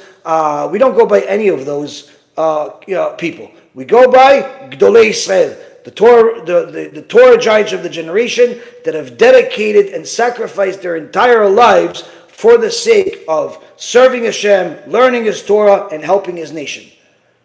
and not people that have agendas. When a Torah sage is going to tell you, a Torah scholar is going to tell you something, you know that they don't have an agenda. Why? They're speaking to you what the Torah says. Their agenda is what God said. That's not a personal agenda. But when a politician speaks to you, it's no different than, that politician being within your country or the enemy country. There's no difference. They both have agendas. It's not something that, I'm not saying something here that's unique. Just now, there was a politician in America. I believe he's the one of the mayors or senators or whoever he is of New Jersey. Just got caught that he took bribes from Egypt and other countries of the Middle East to sell government secrets. And they caught him with bars of gold and huge amounts of money in his, and in so many, they convicted him. He's guilty. He's guilty of treason. I'm surprised he's not in prison. But anyway, this is a guy that's in the U.S. government selling secrets of the U.S. government that he's privy to, doing things, doing dealings with other countries that are not exactly allies in order to serve his own agenda. And if you think he's the only one, he's simply the only one that got caught recently. That's all he is. And enough at that.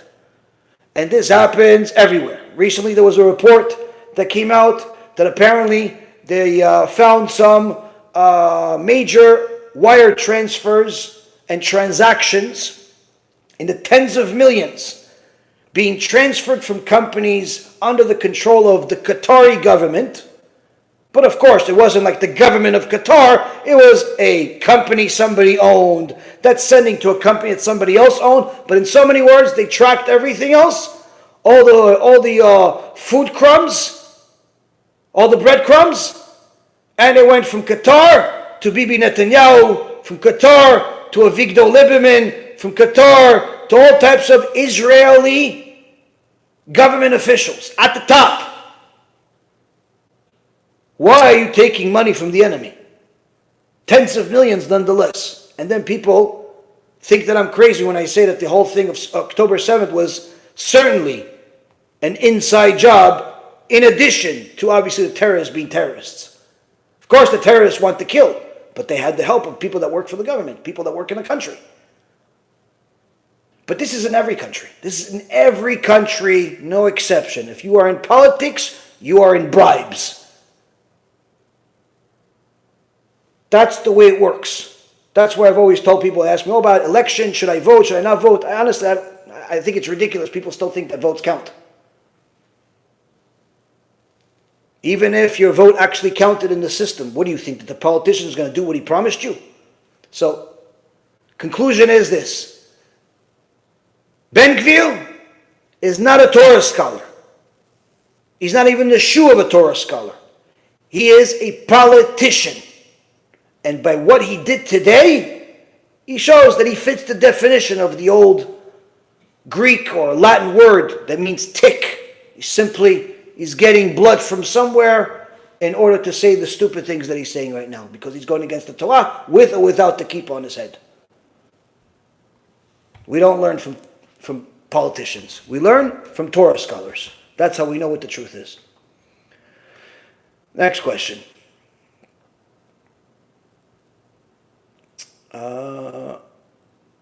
No matter how secular Israel seems to be as a nation, I'm glad that it's there because it's part of the prophecies about the existence. Okay, what's the question? Yes, Israel being secular is not good, but Israel being there is good. To have a country, sure, there's a lot of Torah there, but it's one thing is not necessarily doesn't support the other. Meaning, the fact that they're secular doesn't mean that it's okay. We have to do something about it.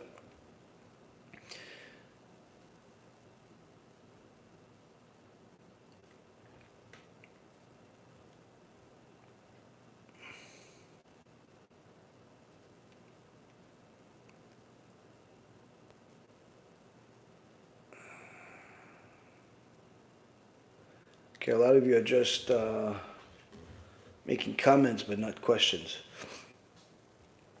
Okay, I'm looking for questions and short ones. When the Lord said to me, okay, HaShem didn't speak to you. I'm sorry, you're delusional.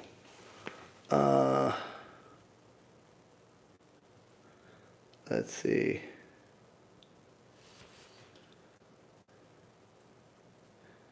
Can you explain Mitzvah Peh for me? Yeah, I have spoken about it in the past. You can look at my YouTube channel and type those words in there, and you'll see that there's a answer, an explanation of exactly what it is. Instead of wasting time, repeating the same answers to questions that were asked before. And usually people that ask it are looking for an excuse to hate Judaism, so it's not... I distributed 2 USBs today, Baruch HaShem. Chazak Baruch. Chazak Baruch.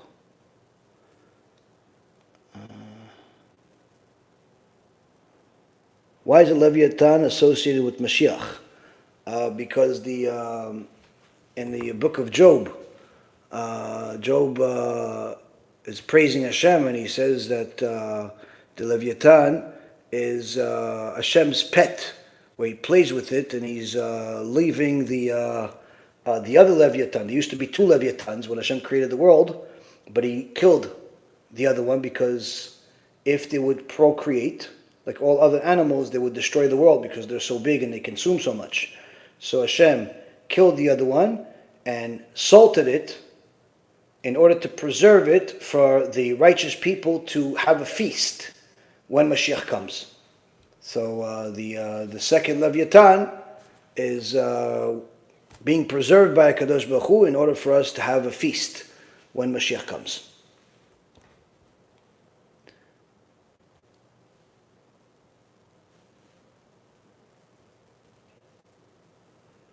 Religion is the root of wars and evil deeds. Wrong.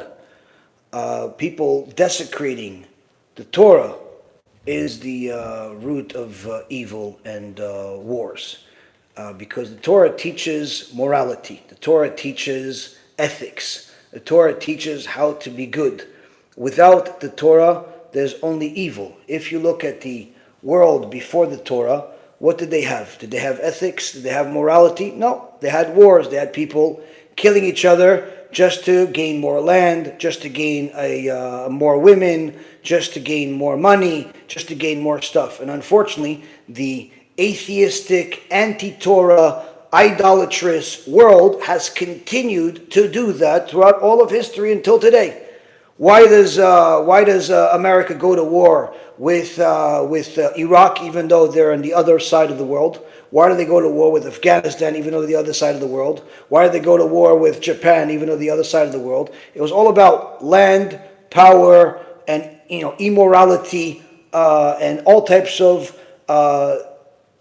desires for things that don't belong to somebody, but a lust to take it. That's what all of the wars are. It had nothing to do with religion. Japan did not attack America because of religion. America did not bomb Japan because of religion. It had nothing to do with religion. So if you look at what the Torah teaches, it tells the Jewish people were not allowed to go to war just for the sake of conquering land. There was wars that God told us to go take over Israel, and the wars to defend ourselves if somebody comes to attack us. But even if at the time of David HaMelech, we weren't allowed to just go to wars just to go beat up somebody and conquer their land for no reason. We weren't allowed to go and take over the world, even though David HaMelech's, King David's army was very powerful. In fact, at the time of his son, Shlomo HaMelech, the whole world followed what Shlomo HaMelech said. Now, Shlomo HaMelech didn't go fight with anybody. He never had a single war. He could have easily had domination of anybody he wanted and take whatever he wanted, but he didn't. Why? Because the Torah doesn't teach us to go to war just to take stuff that doesn't belong to us. Torah teaches us the opposite. It teaches us that Hashem gave us something. That's what belongs to us. Everything else, other people can have, other people it's theirs, it's not our business. What our business is, to follow God. He gave us our small little piece of land, the rest of the world has the rest of the world. But interestingly enough, you'll see that the greatest civilizations, not greatest in goodness, greatest in size and power and impact on the world throughout all of history, whether it's the Babylonians, the Assyrians, the Turks, the Spaniards, the Greeks, the Romans, the rest of the barbarian nations of Germany for the last couple of thousand years that started from the Roman Empire all the way until Nazi Germany. These are all barbarian nations, over 300 nations that combined. All of these great powers, no matter what they had, in the time of Babylonians, they literally had world domination. Time of the Greeks, Alexander the Great, he had world domination. He was so powerful that when he died, which was at a very young age, because apparently his boyfriend killed him, he was married to a man, or he was dating a man, he was one of these LGBT supporters. Anyway, Alexander the Great died at a young age, I think he was like 35, 36. But his power was so massive that his empire had to be divided into four different kings. But interestingly enough, no matter how much the Greeks had, no matter how much the Romans had, no matter how much the Babylonians had, or all of the others had, they always made the Jewish people an enemy. And they always went to go fight them in Israel. Why? What do you care about the Jews? We've always been few. We've always been distant, secluded, but always against. Why? Because it's not religion that rules the world. It's not religion that ruins the world. It's when people go against the Torah. That's what creates all the animosity. That's what creates all the hatred. When people see what the Torah says, they realize that if the Torah is right, that means that they are wrong. That means that their immorality, their adultery, their betrayal, their theft, their murders, their endless crimes, and complete lack of mercy and care for anybody else other than themselves is wrong. So what do? They fight against those people that are promoting the Torah. Who's promoting the Torah? Only the Jewish people. So that's why, even though Israel was a small piece of land, or the Jewish people were always a small community in different parts of the world, in Morocco, in Libya, in Egypt, in Poland, in Ukraine, in different places around the world, the enemies, as great as they were, even if they literally had world control, they did everything in order to destroy this little Jewish community. Why? Because that little Jewish community reminded them that it cannot be that we are right and they are right. Either we are right and they are wrong, which means they're like animals, or we are wrong and they're right. And if we're wrong and they're right, why are we allowed to exist? And they've always attacked us, and they've always murdered us, and they've always tortured us. But guess what? Akadosh Baruch Hu Yishtabach Shimo La'ad. He protects us. Now, while He allows us to get hurt, to get killed, He will never allow anyone to annihilate us. But those that go against us, eventually He annihilates them. And that's why all of those nations that I mentioned, and even the ones that I haven't mentioned, that were great powers, where are they? In history books. You don't see them in the world today. There's no survivors with descendants and lineage from the Greek Empire. There's no survivors with descendants from the lineage from the Babylonian Empire or any of the other empires. All of them are gone. Who's left? The Jewish people. And the Jewish people will always be here, whether you like it or you don't like it. Now, if a person finds themselves hating the Jews without really having a substantial reason, like no Jew actually did anything wrong to you, so that means that your hate is no different than all of these other empires, all of these other evil monsters that murdered their own people, raped their own people, stole from their own people, did horrible things to their own people. It's not like these great empires were good to their own people. They were horrible to everybody else, including their own people. They killed their own kids. They killed their own wives. They stole people's stuff, their family member. They did everything horrible to everybody. They were horrible to everyone.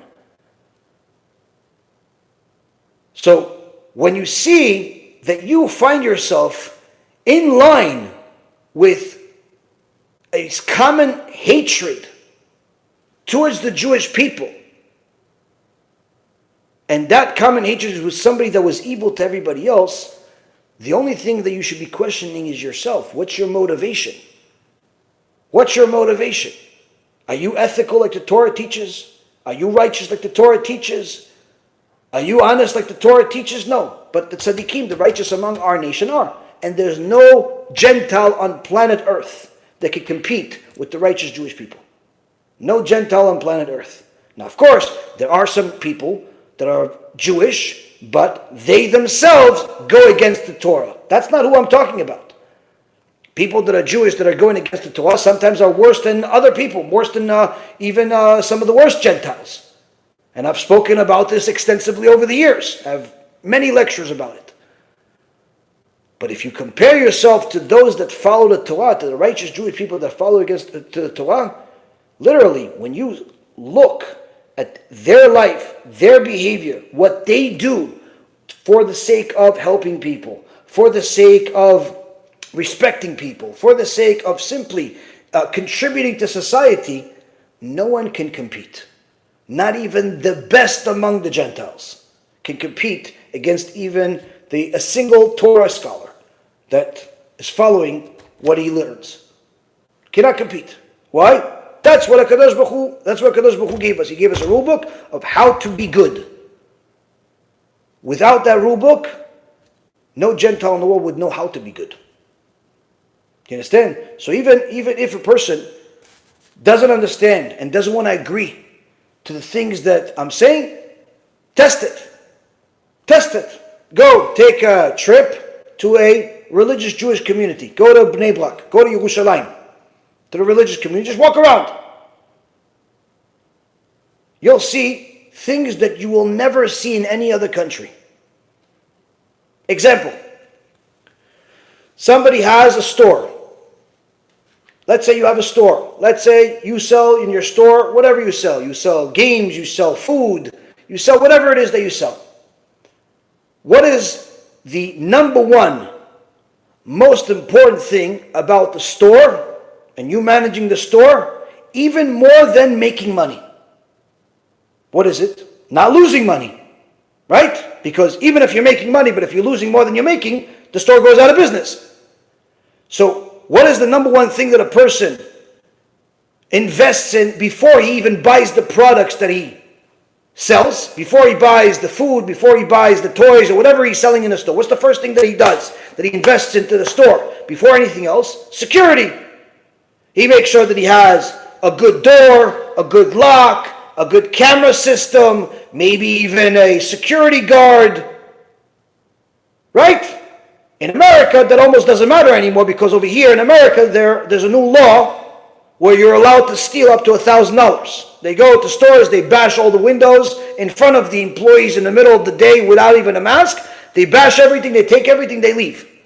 In America, it's pretty much allowed. If you're one of these hoodlums that wants to destroy and still claim yourself to be a victim, you're allowed to do it in America. But in the rest of the world, this is usually not allowed. Either way, I can tell you for sure that the store owners did not plan on having such a law before they opened the store. Had they known that such a law would be, not a single store in America would have been opened. You're at a point where now stores have to reinvent themselves in order to fight this new legal crime where people walk into the store without a mask, without guns, just take stuff off the shelves and walk out without doing anything. But in normal society, the number one thing that a person does is they get themselves a good door, a good lock, a good camera system, maybe even a security guard. Why? Because no matter what you're selling, you do not want people to steal it. Not during the time that you're not there, where it's at night you're sleeping, and not during the time while you are there. Your number one concern is theft. Somebody stealing your stuff, right? And that doesn't matter what country, whether you are from Uruguay, Brazil, Bangladesh, Russia, whether it's Moscow with the high-priced stores, or it's some of the other parts of Russia where you can pretty much buy everything for $5. Doesn't make a difference. You have protection, stores, doors, camera system, security guard, somebody with a gun, somebody with a, that's what you have. But if you go into different parts of the religious community in Jerusalem, in Bnei Brak, in Mea Shearim, and other parts of the religious communities of Israel, what are you going to see? You're going to see that, yes, you have some stores like that are just like everybody else. They have a door, they have a camera system, they have this. But you're also going to see some actual businesses, real businesses, operating without any of it, where the guy has a bunch of stuff outside. There is no storefront. There's just a bunch of stuff. Next to it, there is a box where anybody that wants to buy something, it's 100% honor system. There's groceries. There's all types of groceries. There's a price on everything. Anyone that wants to buy whatever they want to buy, they go, they pick whatever groceries they want, they take money out of their pocket, they put it into a little box. There's no computers, there's no scanning, there's no weighing, there's no nothing. There's 100% Yirat Shamayim. You know what Yirat Shamayim is? Fear of God. The guy that sells it, you know what he does? He studies Torah all day. So he says, listen, I have to study Torah, but I also have to make money. So what am I going to do? I'm going to trust that HaShem is going to help me. How? I'm going to put my groceries outside with a sign, the prices for everything, and a little box, and then I'm going to go back to work. Yeah, what about having a security guard? Or maybe somebody work for you? No, it's too expensive. So what if people steal? They steal. Okay, maybe they need it more than I do. Yeah, but you yourself are struggling. Yeah, but, BeEzrat HaShem. He goes and learns Torah. People go to his little grocery store without a store. Buy, put their money in the box. Buy, put their money in the box. That's how he makes his money. This is not one store, not two stores, not three stores, not five stores. You'll see this in every religious community. They're selling books. They're selling groceries, all types of things. Now show me another nation that has such a thing, that dares to do such a thing. People literally are scared to leave their bicycle, without putting 2 or 3 locks on it while they go check the mail, while they go buy something from the store. They put 2 or 3 locks on it. Why? Because they know that if they leave that bike without somebody's just going to take it. Even if he doesn't need a bicycle, he sees a bicycle without a lock, he steals it. Why? That's the nature of people that do not have the laws of God to guide them. When you don't have the laws of God to guide you, that means that you are your own God. You are your own lawgiver. And you decide that you deserve somebody else's bicycle more than he does because you got to it first. You deserve somebody else's money because you cheated them out of it. This is why they allow themselves to steal from people without remorse. Look at how many degenerate YouTubers that got famous doing all types of stupid things on the internet, got millions of people to follow them, only to betray all of those people that followed them and supported them and watched their videos by promoting fake bitcoins and cryptocurrency or other types of scams just so they could get those people to fall for the scam so they can enrich themselves. This is what people without a God do. This is what people without a Torah God do. Because they could say they believe in God, but it's not the God of Israel. Why? Because the God of Israel gave the Torah. And the Torah is the law. If a person does not follow the law of God, then he's following somebody else's law. It's following his own law. And that will allow him to steal, because according to his laws, he's allowed to steal.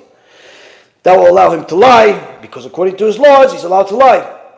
That will allow him to rape, that will allow him to murder, that will allow him to do whatever he wants.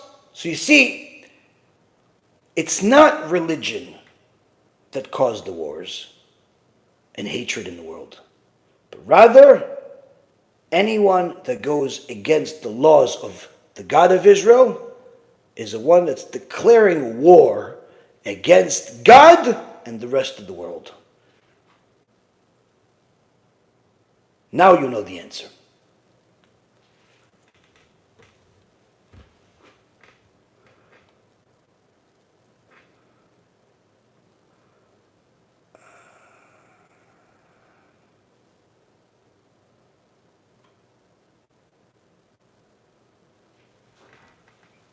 Pinchas and Eliyahu Navi are the same person. Yes, some sages say that it's the same person. Pinchas became Eliyahu Navi. Some say that Pinchas, after he died many, many years later, he reincarnated as Eliyahu Navi. There's a machloket between Chachamim, but there's no nafkamina, meaning it doesn't make a difference whether he continued and turned into Eliyahu Navi or he simply reincarnated to Eliyahu Navi. Either way, the two are directly connected.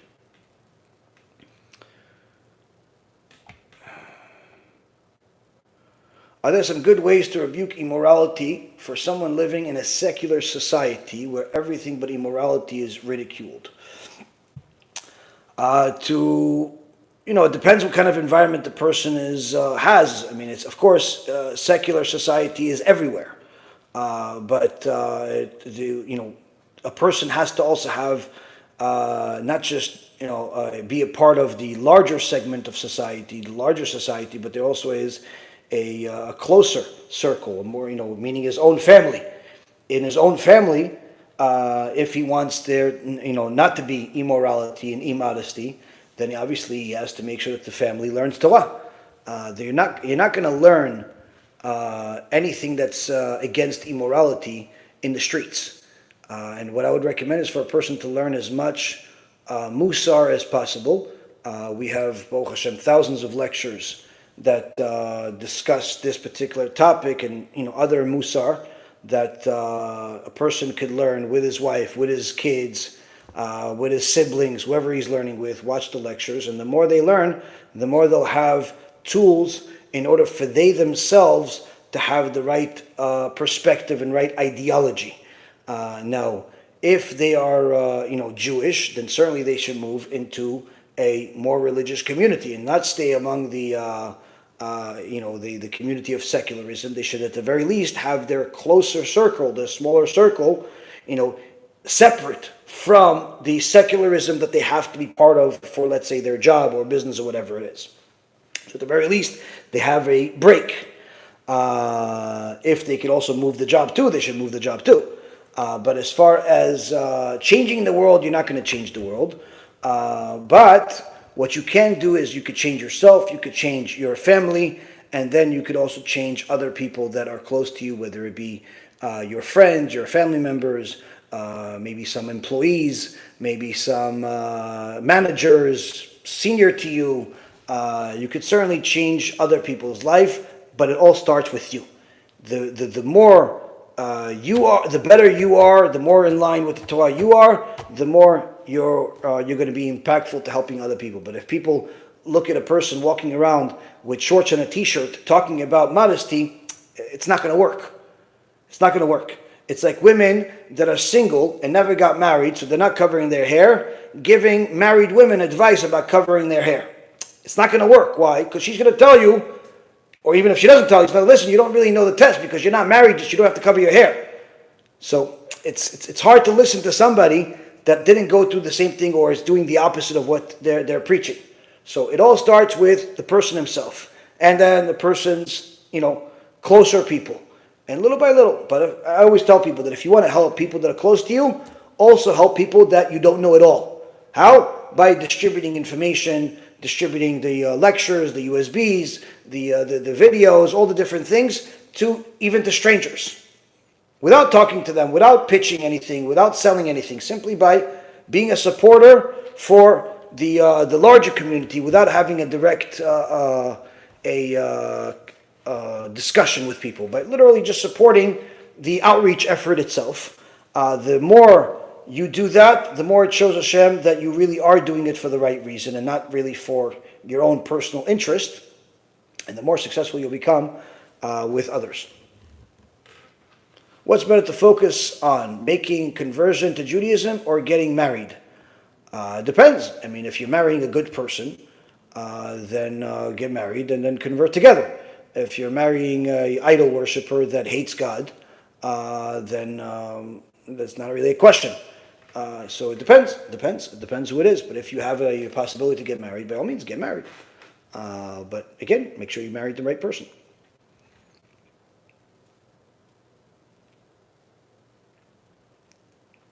The Rao says that one must not send any emojis, even a thumbs up, to an unrelated member of the opposite gender. Is this correct? That's how they paskin. It depends who, what, when, how. There's a lot of intricate details that are involved. Depends what kind of emoji. Depends who you're sending it to. What's the implication? It depends. I use emojis, but I use my own emojis. I use BeEzrat HaShem, Baruch HaShem, things like that.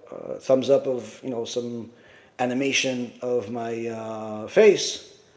But no one in their right mind thinks that I am implying anything else other than yes or no or Hashem help us and stuff like that. Even, some of these wicked people that would send me things that are inappropriate and so on. They would get the same type of response that they would not expect. They would think that would fall for their trap, but it's they got the same rebuke and protest against their wicked, horrible things. Behind the scenes, like you guys here in the front of the scenes. So it's a person has to be honest. A person has to be true to himself, and if a person uses emojis or doesn't use emojis, if his deeds are wicked, then bad things will come out. If his deeds are not wicked, if they're trying to serve Hashem in the right way, then that's what's going to come out too. So again, it depends on what your motivation is. Can Israel, please God, destroy Hamas and win?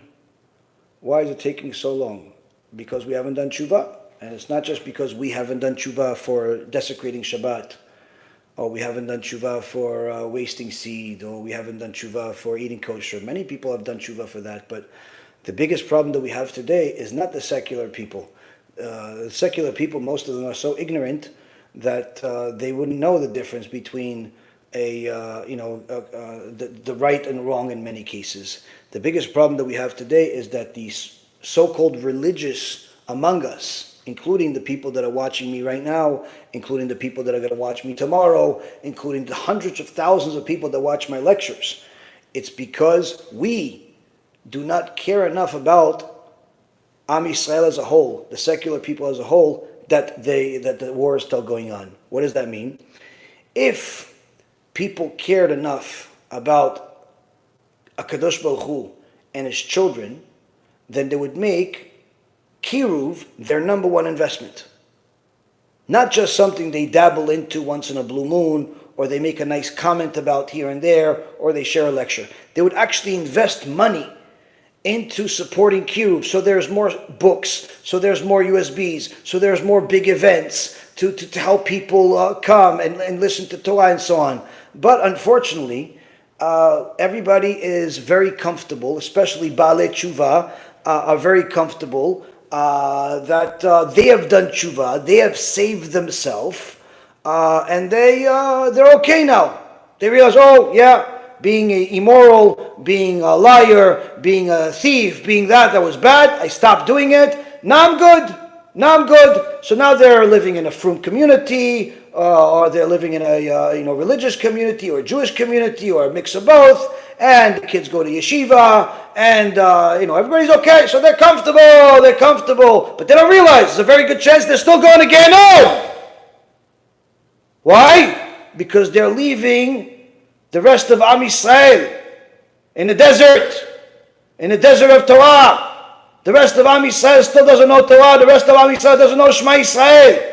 Where are you, Baalei Tshuva? Where are you, Baalei Tshuva? Where? Just the Baalei Tshuva that I've made, we should be raising $1 million a month.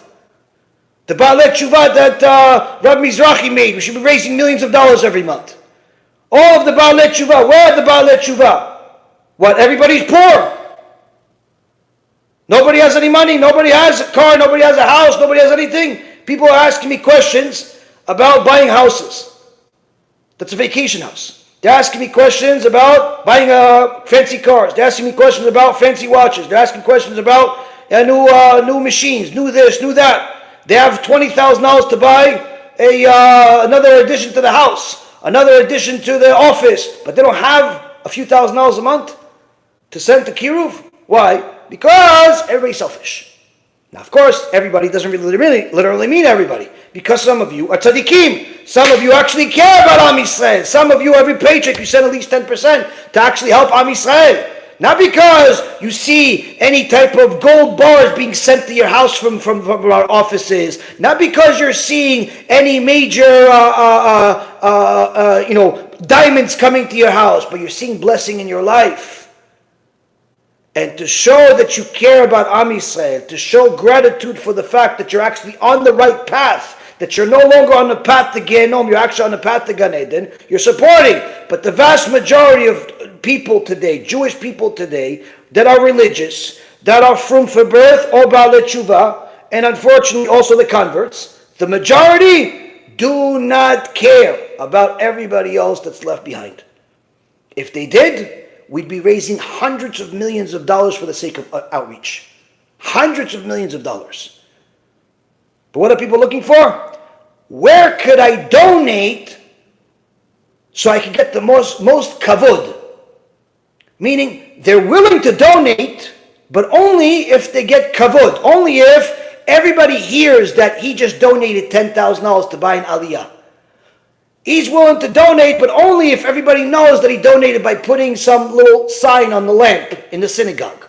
He's willing to donate only if his name is on the Sefer Torah. He's willing to donate only if they put him on some website.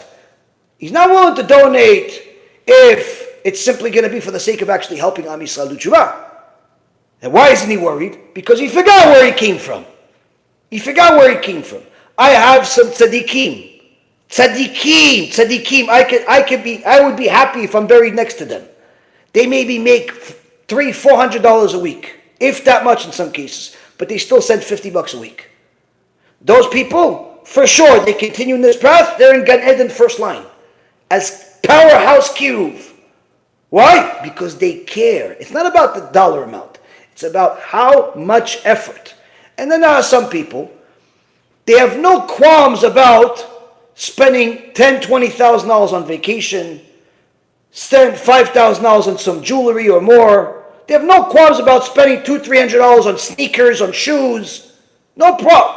But to go send a few $100s every month, a few $1,000s every month, for the sake of kiruv, no chance in the world. And if you're hearing this, that's because it's also you. That's because it's also you. Now, if you're hearing this, and you're one of the good people, then you obviously know it's not you. So I don't have to give you a disclosure that it's not you. Whoever is guilty of this knows it. I know some people that are as close as can be, meaning I'll get 50 million questions from them, I'll get messages from them, I'll get phone calls from them, I'll get all types of things from them. If, in the years that I know them, if, in total, if they donated a total of $100, it would be a surprise. Now, the amount of effort that was put to help these people, literally, it's easier to give a lung. It's easier to give a lung than the amount of help that these people have gotten. So how come? You're asking a question of how come we're not winning the war? It's because we don't care about Am Yisrael. We don't care about HaShem. We care about ourselves. That's where we're at as a nation. Individuals, different story. We saw Rav Shavit took the burden of somebody else's putting on tefillin on upon himself. The organization does this every single day with Am Yisrael. Baruch Hashem, we're willing to sacrifice our life for Am Yisrael. But unfortunately, it's not enough. It's not enough what I do, what Rabbi Ephraim does, what Rav Shalvit does, and what other few rabbis and good tzaddikim within the community are doing. It's not enough. Am Yisrael has to care more about outreach to help Am Yisrael do tshuva. You want to win the war? We have to win the war. You want to win the physical war? We have to win the spiritual war. You want to win the spiritual war? We have to win the physical war. How? The physical war that we have to win, everybody's crying about, is Hamas, is Iran, is all of the enemies, right? In order to win that, we need to win the spiritual war. Spiritual war means do tshuva. How do we win the spiritual war? When those that have done tshuva, those that have converted, those that are already from for birth, they win the war of their lust for money. When they start winning the war for lust for money, they start donating more to publicize Torah, to help Am Yisrael do tshuva, BeEzrat HaShem, we will win all of the wars. But until then, we're not winning anything. Because, unfortunately, it's not enough. Whatever we're doing is not enough. It's not enough. And it's important for people to know that. As far as what we see in the world today, unfortunately, it's not enough. We're not seeing enough tshuva because there's not enough care. Not enough care. Everybody has to check themselves to see where they stand.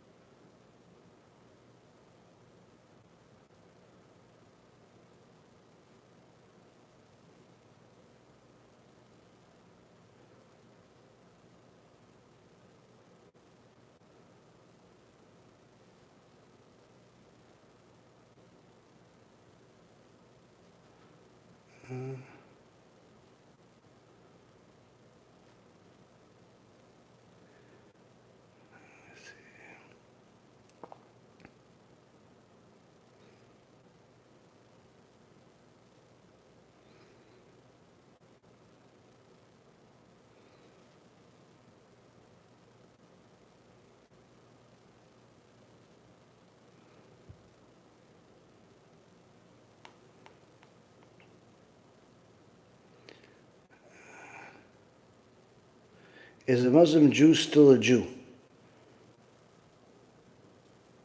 Now, if you mean that if somebody was born to a Jewish mother, according to the Torah, according to Halacha, but then he adopted Muslim faith as practice, if he's Jewish, according to the halacha, as far as this status, he was still born halachically Jewish. But he's judged differently than a Jew that's following the Torah. If he says Kaddish, we don't say Amen to his prayers. We don't use him as a witness in a Jewish ceremony. We can't count him in minyan because he's not following Torah. It's not even just because he's following the Muslim faith. It's even if he was secular, he would still not be counted in the minyan and so on. He's considered a heretic. And a heretic has no share of the world to come. He goes to Gehinnom, doesn't come out. So as far as is he considered Jewish? Yeah, he's just a Jewish heretic. There are Jewish righteous Jews and there's wicked Jews. He's considered among the wicked.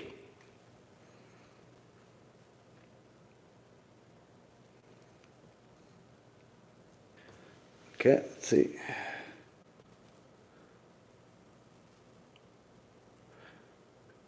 For Ben Noach, is there a difference between following the Torah or following the Quran? Of course there's a difference. First of all, the Quran is a violation of the Torah because the Gentiles are not allowed to invent a new religion.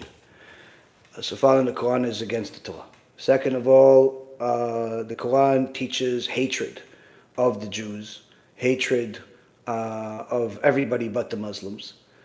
The Quran teaches that you're allowed to lie. The Quran teaches that all types of things that are against the Torah, even for the Gentiles, are allowed. So while it's portrayed in this politically correct world in a dishonest way, as if it's a religion of peace, as if it's good, as if it's nice, and so on, it's complete nonsense. It's a complete lie. There are many books written about the different lies that are portrayed in the world today. They literally take parts of the Quran that's in Arabic and they change it for the sake of the English-speaking public in order to make it more politically correct and get people in, and then once they're in, it's too late. So, for example, in the beginning of the Quran, in chapter 4, I believe it's in 431 or 434, it talks about, in the Quran, I'm quoting here, in the Quran it talks about how in the Arabic it says that a man, if should hit his wife with his fist, like vicious. But in the English translation that you'll find in many places, you'll see that it says more like he should rebuke his wife, words. And in other places you'll see where he's allowed to tap her almost like a nice clap, like nothing a big deal. But in the Arabic version, it talks about hit her viciously to the point of even killing if necessary. So you'll go look at the English version. You're saying, the Muslims here and the Muslim defenders here are saying I'm lying. Go look at what I said. Go look it up. You'll see it. Compare the English to the Arabic. You'll see the difference. You'll see the difference.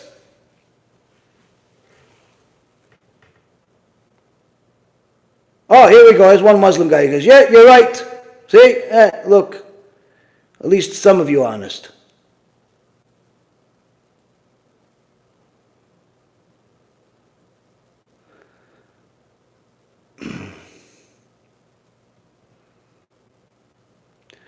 What if you only follow the Torah, strictly the Torah, but ignore the Talmud? It's not possible to follow the Torah and only the Torah and ignore the Talmud, because you won't know how to practice any of the laws. If a Jew that sees the Torah obligates us to put on tefillin. Now, without the Talmud, you won't know what tefillin are. What are they? Is it the mouse on my computer? Is it a piece of paper? Is it the microphones? Is it your ears? Is it what is tefillin? And he says, it's a box. How do you know it's the box? Where did you see? Who told you? Oh, they said it. Yeah, but you said that you won't listen to the Talmud. No, I'm not listening to the Talmud. I'm listening to them. Yeah, but where did they get it from? They got it from the Talmud. And what's in the box? And what's the box made out of? And what kind of animal? Can you use a lion? Can you use a zebra? Can you use a chicken? Can you use what kind of animal? Can it be different colors? Can it be blue? Can it be green? Could it be a rainbow? What could it be? So you see over there, you can't do that. Then it says you have to be circumcised. Remove the orla. Where's the orla? What's orla mean? Now you're going to say today, orla means it's a foreskin. How do you know? Where did you get that definition? That's in the Talmud. All of the laws that are in the Torah, the written Torah, are presented in a way where you realize you do not know how to fulfill them, and you were not meant to know how to fulfill them from the written Torah. There has to be an oral Torah. Hence the reason why the written Torah itself says in many places that Hashem gave us Torahs. Torahs means plural, more than one Torah, which means there's the written Torah, and then there's the oral Torah that gives you the details of what the written Torah is teaching. So there is no such thing as listening and following the written Torah without the oral Torah. There's no such thing. You will not know how to fulfill any of the laws. There were wicked people called Karaites at the time of the Rambam.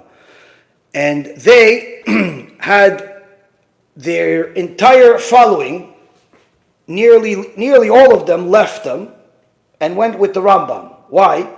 Because when the Rambam came to town, he started teaching people real Torah, and the people said, wait a minute, I've been following the laws of the Karaites that are claiming to only follow the written Torah, but it doesn't make any sense. So, according to the Karaites, you have to eat your no light on Shabbat, meaning you have to sit there in complete darkness, and the food is always cold, and you don't need to go to family purity. There's no mikveh. So what ended up happening is people hated it and didn't know how this could be. Once the Rambam taught them that there's laws. First of all, family purity. A woman goes to a mikveh. There's specific laws there. In addition to that, if you light the light before Shabbat, you don't have to turn it off on Shabbat. It stays lit. Whatever is lit before Shabbat stays lit. As long as you don't manipulate it to go up and down during Shabbat. Even if it's fire is lit. As long as you cover it and you're not doing anything to manipulate the fire to go up and down, there's no problem with the fire being on. But the people that follow just the Rin Torah, they said, oh, no fire, that means that all fires have to be off, therefore there's no lights, we have to sit there in complete darkness. This is complete stupidity. So their food was always cold. So a person that says, can I just follow the written Torah, in essence what they're trying to follow is the Karaites. And we already know what happened to the Karaites of the past. They obviously are gone from the world, and only a fool would follow fools that have failed and failed and failed again to the point where they're nearly inexistent in the world today. There's only a few rebels out there that insist on following the trend that goes against the truth. You want to go against the truth? Go against the truth. It's no different if you are a Karaite or if you're somebody that believes in other forms of heresy. This is heresy and that's heresy. Hi, Rabbi, I'm going to yeshiva this year. Do you have any advice? First of all, Baruch HaShem. Baruch HaShem that you're going to yeshiva this year. Advice number one is focus on the learning. Make the learning of Torah your priority. More than making friends, more than being comfortable, more than eating a specific diet, more than anything else. Focus on the learning. Two, make sure that you learn as much as you can from the rabbi. Don't be one of these students that comes and goes like it's a bus stop. Try to ask the rabbi questions. Try to learn as much as you can with the rabbi to develop a very good rabbi-talmid relationship where you are going to be one of these people that if the rabbi asks you to, let's say, go get something for the benefit of the class, I don't know, let's say get them some drinks, he'll use you. So you could also fulfill the mitzvah to be a meshamesh of the Rav. Meshamesh of the Rav meaning being a rabbi helper. Secondly, don't ever be a person that leads people to sin. Leads people to play video games, leads people to see immorality, leads people to eat non-kosher. Never be that guy. And if people want to do that, that's their problem. Never be part of it. Focus on the learning, focus on doing good, focus on serving HaKadosh Baruch Hu, and try to learn as much as you can about your prayer. The better you are with praying, the better you are going to be with learning, BeEzrat HaShem.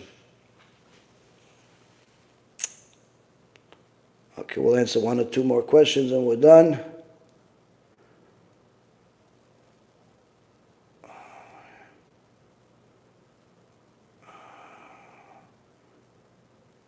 What do I think of Rabbi Nachman? Which Rabbi Nachman? You're talking about the Rabbi Nachman from the Gemara? You're talking about Rabbi Nachman of Breslev? You're talking about Rabbi Nachman that's local to you? If you're talking about Rabbi Nachman from the Gemara, he's Tzaddik Kodesh Kodeshim. He's in every single Masechet in the Shas. If you talk about Rabbi Nachman of Breslev that lived a couple of hundred years ago, he's Kodesh Kodeshim, Baruch Hashem. I've learned some of Likutei Maharan, some of the other teachings of his Talmidim. Baruch Hashem, he's Kodesh Kodeshim. If you actually follow Rabbi Nachman of Breslev's teachings, he tells you that before you learn his Torah of Likutei Maharan, you learn Shulchan Aruch, you learn Gemara, you learn Poskim. And once you've done that, then learn his Torah. Unfortunately, people have turned it around. They learn only his Torah and they forget about the rest. So if you're talking about Rabbi Nachman of Breslev, then Kodesh Kodeshim, you should follow what he says. But if you're talking about Rabbi Nachman that lives next to you, I don't know who he is, so I can't comment. So it depends who Rabbi Nachman. Oh, Breslev. Okay, so Rabbi Nachman of Breslev, I answered right. That was the second one. Why doesn't the Torah... What? Why is the afterlife not mentioned in the Torah directly? The Rambam said that HaKadosh Baruch Hu did not give details of what happens in Gehenom or Kafakela or the punishment after life, because there's enough punishment that he describes that will happen to sinners in this world that there's no need. If somebody actually learns what the Torah says in Parashat Azinu, in Parashat Bechukotai, in Parashat Kitavo, and several other places that, what happens to sinners, what happens, or even sees the stories of what happened to the sinners, what happened to the blasphemer, what happened to Tzlofcha, the Shabbat violator, what happened to the enemies of Am Yisrael, the Amalek, the Midyanim in this week's parasha. Look what happened in this week's parasha. You see an extraordinary thing in this week's parasha. And we'll finish with this because it's a very big thing, but we'll finish with this. Look, we learned something extraordinary in this week's parasha. Look at this parasha. It's amazing. HaKadosh Baruch Hu says to Am Yisrael, he commands them, he commands Moshe, he commands Am Yisrael. Hashem spoke with Moshe saying, oppress the Midyanim and you shall strike them. That's what the Torah writes, but the word that's used in Hebrew for strike is different than what was used in previous parashot, and therefore Onkelos says this is not the type of strike that Hashem commanded us in the past when we fought the other nations. Here Hashem is specifically telling us, kill the Midyanim. Whoa, weren't we killing the other enemies too? No. With the other enemies, HaKadosh Baruch Hu said, strike them. Strike them. They'll die, but strike them. Here he's specifically saying, make sure they're dead. What's the difference? So Chachamim teach, look at the word, look at the beauty. Look at the beauty of Onkelos, what he tells us, how much we can learn from one word. Look what he's telling us here. HaKadosh Baruch Hu told us the other nations, they just wanted to go against us. They wanted to hurt us. They, no problem. Hurt them, but don't become tameh due to them. Because if you kill them and you stay there until the guy is dead, then you'll become tameh. Because you have tumat amet. When you touch a dead body, that's it, you become tameh. There's no need. Why? Because the only reason they went against you is because they want the people, they want the money, they want the land. It's all types of other things. But when it comes to those like Amalek, like the Midyanim, that caused you to sin, those go and make sure you kill them. Even if that means you're going to become tameh, but you make sure you kill them. The other ones, what do? Go fight Sichon, go fight Og, go fight all the other nations in a way where you strike them just enough to debilitate them and leave them. Let them die on their own, so you don't become tameh. But with those that made you sin, those go and make sure you destroy them from the face of the earth. Why? Because they're a different type of enemy. The first one is just a physical enemy. These Midyanim, these Amalekim, these are a spiritual enemy. And Rabbi Shimon Bar Yochai teaches, a person that causes you to sin is worse than a person that kills. Is worse than a person that kills. And therefore, Rabotai Karim, we see that HaKadosh Baruch Hu gives us a special mitzvah in this parasha, where unlike the other nations where we just had to mortally wound them, mortally wound the enemies, in essence, act humane, if you will. Here, with the spiritual enemy, there's no being humane.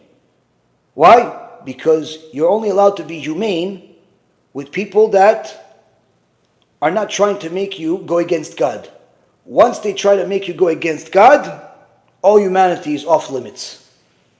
And this is what Torah says, Gadol ha'machtio min ha'orgo. Somebody that causes you to sin is worse than somebody that kills. And therefore the punishment for somebody that causes you to sin is worse than the punishment for somebody that tries to kill.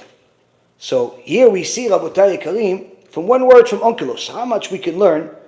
And this is impossible if a person just reads the written Torah by itself, without commentary, without Rashi, without Onkelos, without the Talmud. It's impossible to know everything I just said. Why? Because you're going to see one says kill, the other one says kill. And you're not going to notice that there's a different word for both.